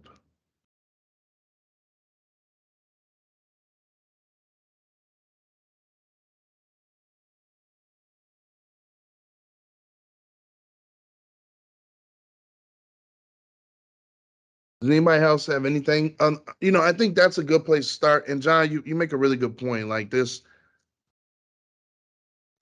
with the money that's coming down and with everything that's going on, it's going to be much more impactful just to get folks through what they're going, get them to come to work and get them to do the things they need to be doing before they can even start about trying to think about being an entrepreneur and starting a business. But then also, I think if we find a way to introduce and to be able to share that information, that we can, there may be identified folks that are already in the field who are more mature, who've been in the field for a while, who may show interest in wanting to start a business. And how can we make sure they have that information handy? I mean, I think that's it right there, Josh, because Andrea, you stirred up my brain, because you never thought about when is that time, and as John said, I think we might be coming to a consensus once they show the stability, whether it be the apprenticeship portion, but that stability, once, that's going to be so key that they're going to be successful as entrepreneurs. And also it could give, getting people interested into some of the apprenticeships, it adds another component that might entice them to, if we do have a way to help with training and mentorship, that might be something that they look at as an additional, even if they don't take advantage of it, it might entice some different interest as well into the apprenticeship programs. So I'll just speak from the familiarity that I have with certifications, right? Right now, I'm going to say my piece, and then I'm going to go do an ACI certification, which is testing concrete. The DOT requires a certification like that through the Highway Technician Certification Program. PCC Tech 1 is our version of that, and I also instruct that class.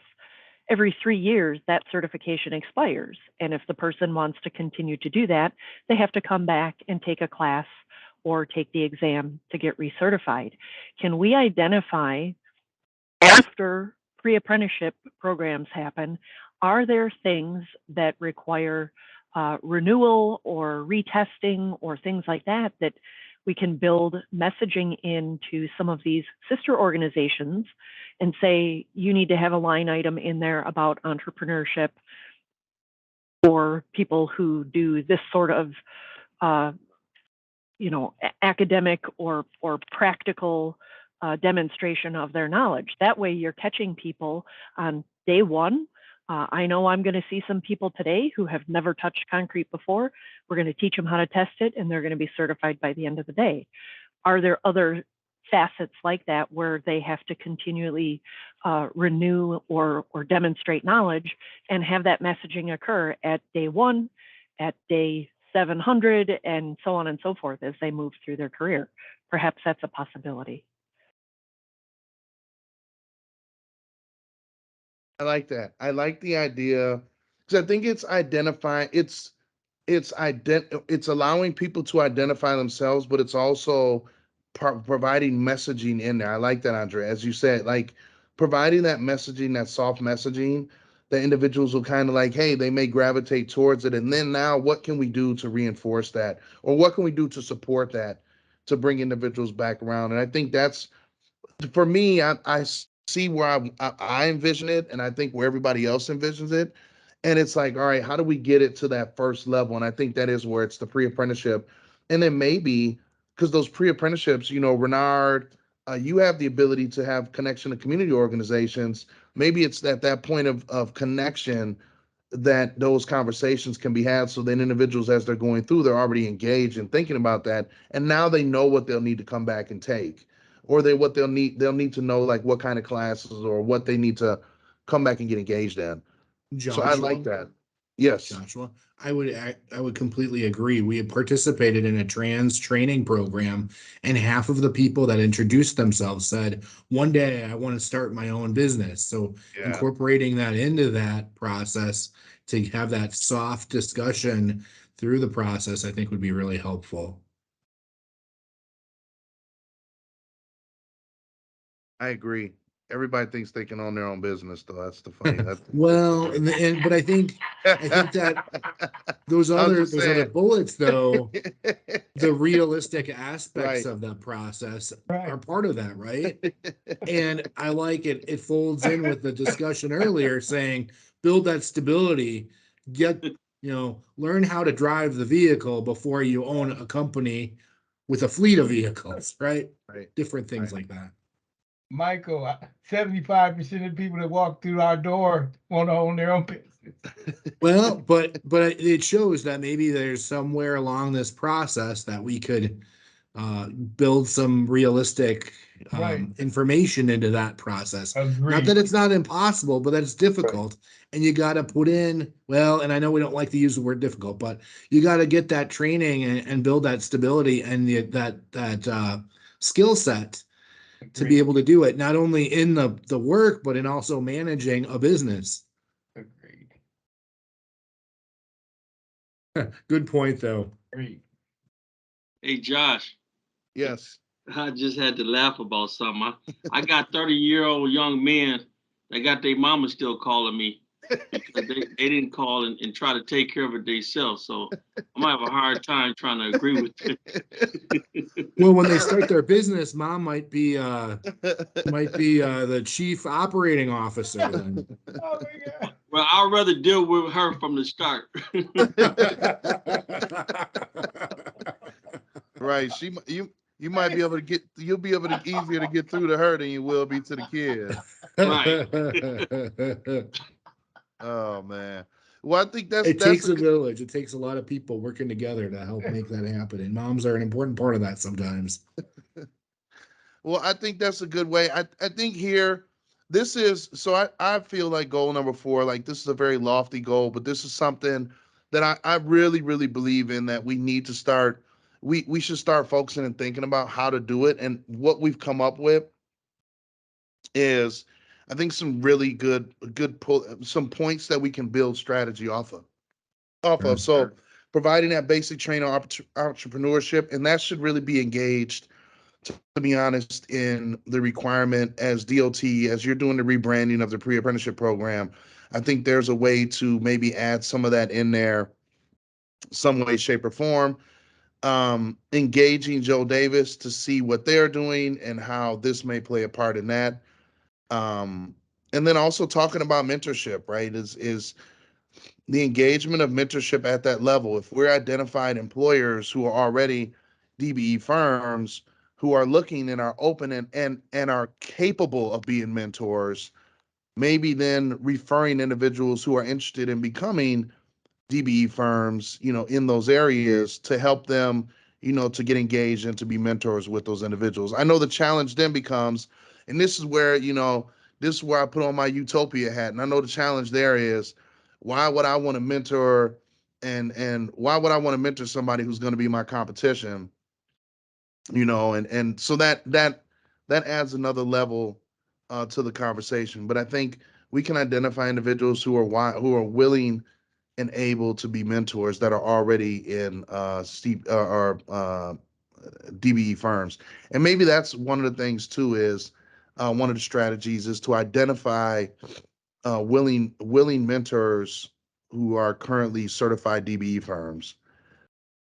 And I believe I'm sure NAMAC, obviously NAMAC is huge, right? And they can get engaged in that. So they may even say mentorship can come through us, but also identifying what firms are already doing it. I'll put that down for identifying potential mentors or mentor. And I'll get it cleaned up. The tab formatting isn't quite working out, but we'll get that done after the meeting. Yep, identifying potential mentors / who are owners of DBE firms.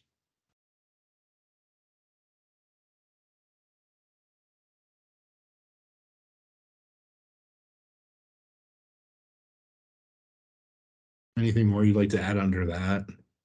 Nope, I think that's it. I was gonna, if anybody else has anything they'd want to add in there.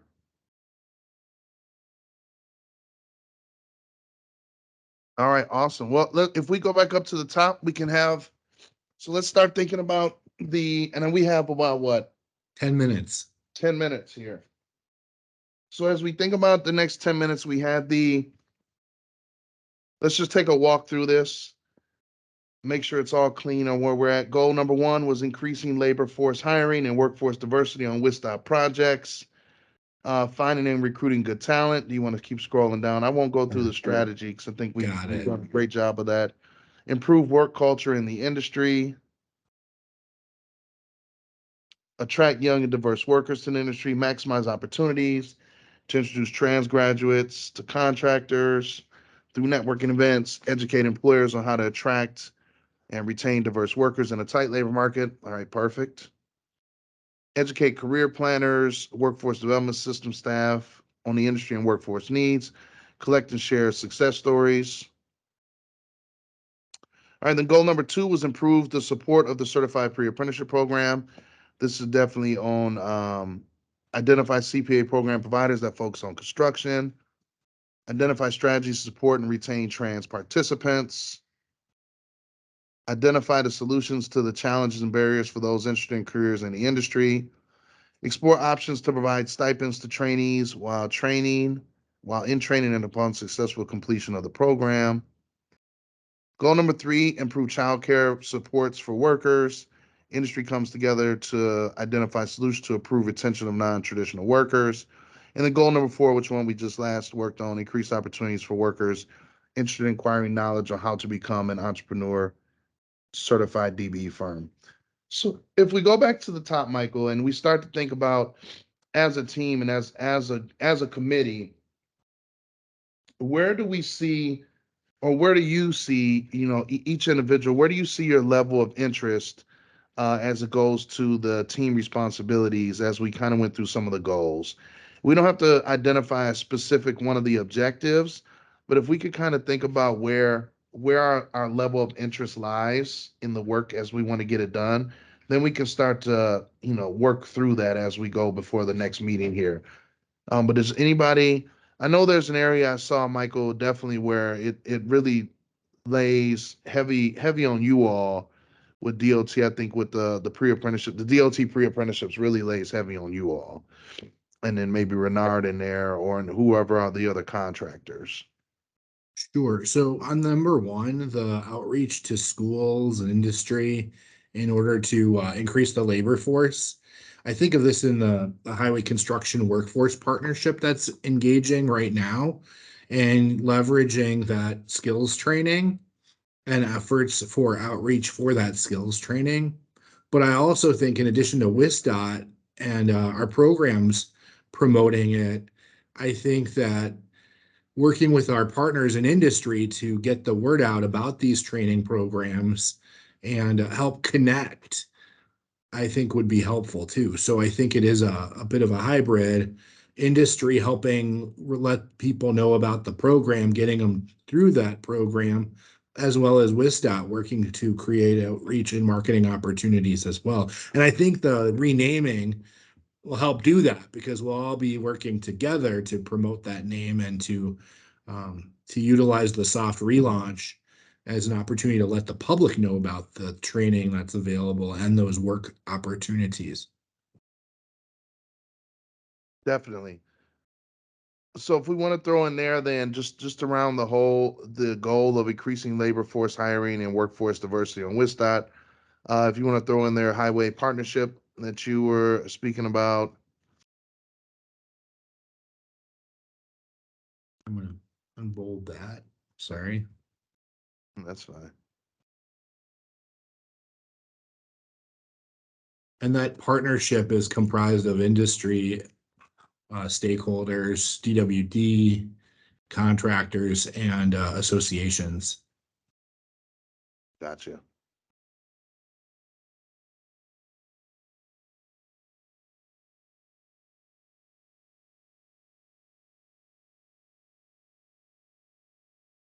All right. To clean that up later. Yep. I'm going to scroll down a little bit here as we're thinking. Well, I guess I throw it out there. Did anyone, as we went through them, I know we went through them kind of fast, but is anyone, as we went through them, identify an area like that's interesting to you? Like where you see engagement, you'd be able to engage?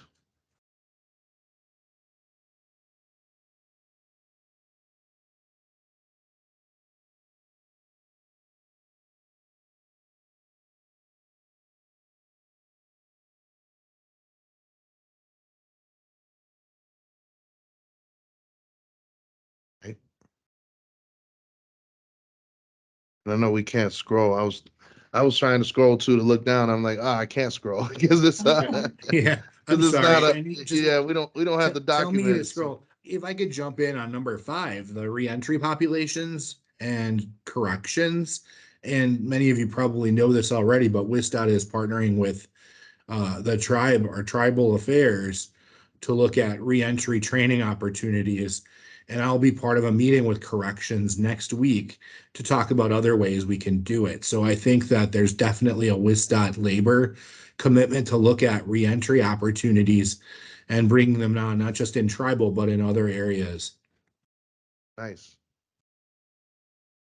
So I don't know if we should list, if you want to list that tribal, if you want to break these down, or you want to just keep it No, I general. wasn't trying to break the strategies down. I was really just looking at the actual objectives, and then we can determine how the strategies break out.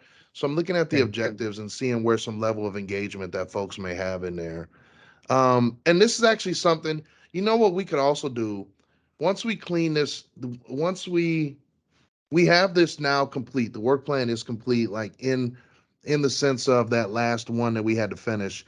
We can now circulate this amongst the group and then give everybody a deadline to respond where you see your interest in engagement as a responsibility, like of helping move forward. And we say responsibility. I don't know. I guess I'm going to think from Leah's perspective how Leah thought about responsibility. And it may not be that you're doing the work, but hey, you're getting the information out there. Like I think about if you scroll down there, Michael, to number, if you scroll down for me, right there, improve work culture in the industry, right? That's something that John does. John does that on a daily basis, right? So that's something that's easy, and we could think about, hey, if John's doing it, how can we also introduce this to other folks that are engaged in heavy highway work and making sure that they are also doing the same thing, looking at how we messaging, right? Well, I've talked about that numerous times about how we explain, this work is hard. Well, that when people say this work is hard, that's really to tell, Black and brown people, we don't want you, because it's, so it's stuff like that that I think about, that things are already going on and already happening. So this to complete this may be a lot easier than what we're thinking it is. Sure. So what about this? What about if we clean this up, Michael? Let's get this around. If you wanna get it over to me, um, we can get it sent out to everybody with a deadline to respond, and then we can work together. As you can kind of keep cleaning it up, we'll work together to engage at our upcoming meeting to see now where that work starts at. So that meeting in April. While it's still fresh in our heads, should we try to look at it and get this out fairly quickly so we can have initial if you want- responses in February? Yeah, if you want to get it, That's the plan. yeah, I'd say get it to me. Now that it's done, I'd get it to me here, within the next week, and then we'll probably give everybody a deadline I'd say by the end of February, beginning of March. That gives people plenty of time. I mean, everybody's busy, and this is a pretty hefty document, but then that'll give us time to really discuss what it looks like moving forward. Absolutely. May have somebody also leading, OVAC. So this might be a good opportunity then as well for if the new LEA is hired, like, because they're going to want to weigh in on some of the stuff as well in this. So sure. And if there's a list, this is Christina, if there's a list of organizations you want information sent out to, you guys can always send it to me and I can send it out. Awesome.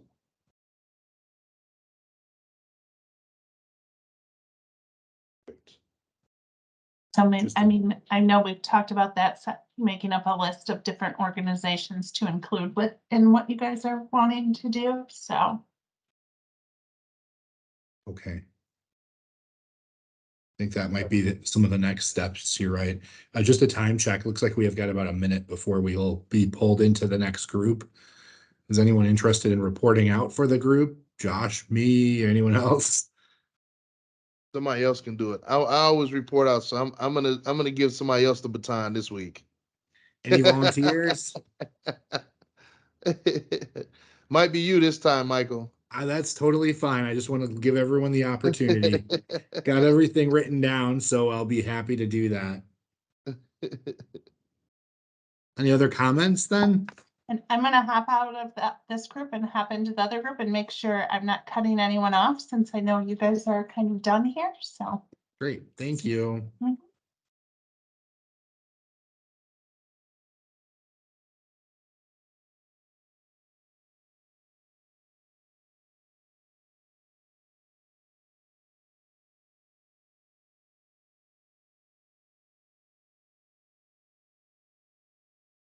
Well, I appreciate everyone participating today and continuing the process. I know it's been quite a while to go through all these goals and to finally finish it off and be able to look at strategy and how we implement that as a team and in our individual roles, I think will be helpful.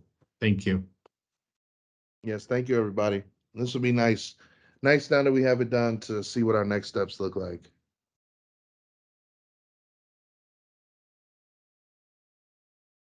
All right. Should we proceed then, Madalena? Yes, please, David. Okay. So thank you, Christina, for orchestrating the breakout sessions there. What I'd like to do in the few minutes we have remaining is just I'm going to ask a spokesperson from each of the subcommittees to kind of provide a recap of what you talked about and share that information with us. So do we have a representative from the labor group that would like to start off? Yeah, this is Mike. I worked with Josh to help facilitate the labor group. And we were continuing to finish the last of our work plan and focus areas. And the last area that we were addressing today was looking to increase opportunities for workers interested in acquiring knowledge on how to become an entrepreneur, a certified DBE. Some of that discussion was, obviously, we want these workers to get those fundamental skills down first before they look at jumping to starting a business, but then ultimately learning what those additional entrepreneurs. Oh, Yeah, what happened there? that was weird. It's like we lost half of the meeting. Yeah. Okay. Hmm. And it looks like maybe only part of our business group is left here. Christina, can you see what might have happened, or? Maybe this is the universe's way of telling us that we're just gonna wrap it Oh, up. here we go. Oh, Here we go. here they come. Oh, very Sorry, odd. missing somebody. Yeah, we And don't know then- what happened. You disappeared, but now you're back. Oh, sorry, I'm at WisDOT, so it must be a WisDOT line. Anyway, we reviewed our work plan, the objectives with regard to entrepreneurships for DB folks interested in starting their own business. And then once we finished the work plan, our next goal is looking at team responsibilities and how we'll implement that strategy. And the team will be looking at the different parts of that work plan, identifying where team responsibilities could lie, and hope to have some ideas together by the end of February for further discussion with the new OBOC director in our next quarterly meeting. Great. Thanks, Mike. Appreciate it. Madalena, do you want to provide a quick recap of the business group?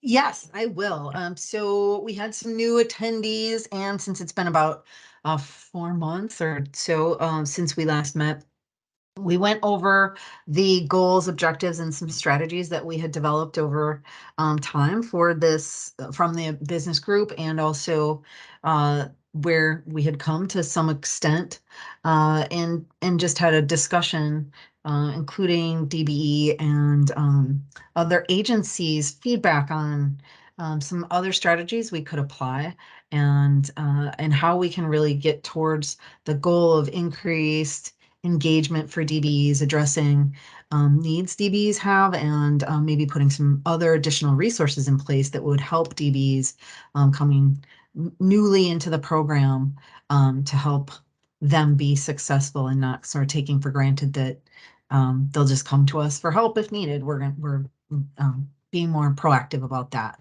So looking forward to our next session, hopefully developing some strategies that the group itself can get engaged in, and that we can come back working together to let us all know how we've been working towards those goals we identified. Thanks, David. Great. Thank you so much. With that, I think we just have like 2 minutes left. So just a couple reminders of the annual DB Workshop and Networking Summit, March 2nd and 3rd in the Dells. Just keep an eye out for registration information. Some of you probably already have it, but I believe Christina is going to be sending out another flyer and that type of thing. And then we have our next quarterly meeting on April 27th from 10 o'clock to noon. So just some reminders there. Make sure those are in your calendar. So that is all I have. Thanks Do you need so anything much. else? I don't have anything else, though. Next time around, we'll probably have a new director at OBOC, so stay tuned. Yeah. Good to see you all. Thanks for your time and participation, and we'll see you in between at various events. All right. Thank you. Thanks, everyone. Appreciate it. Thank you.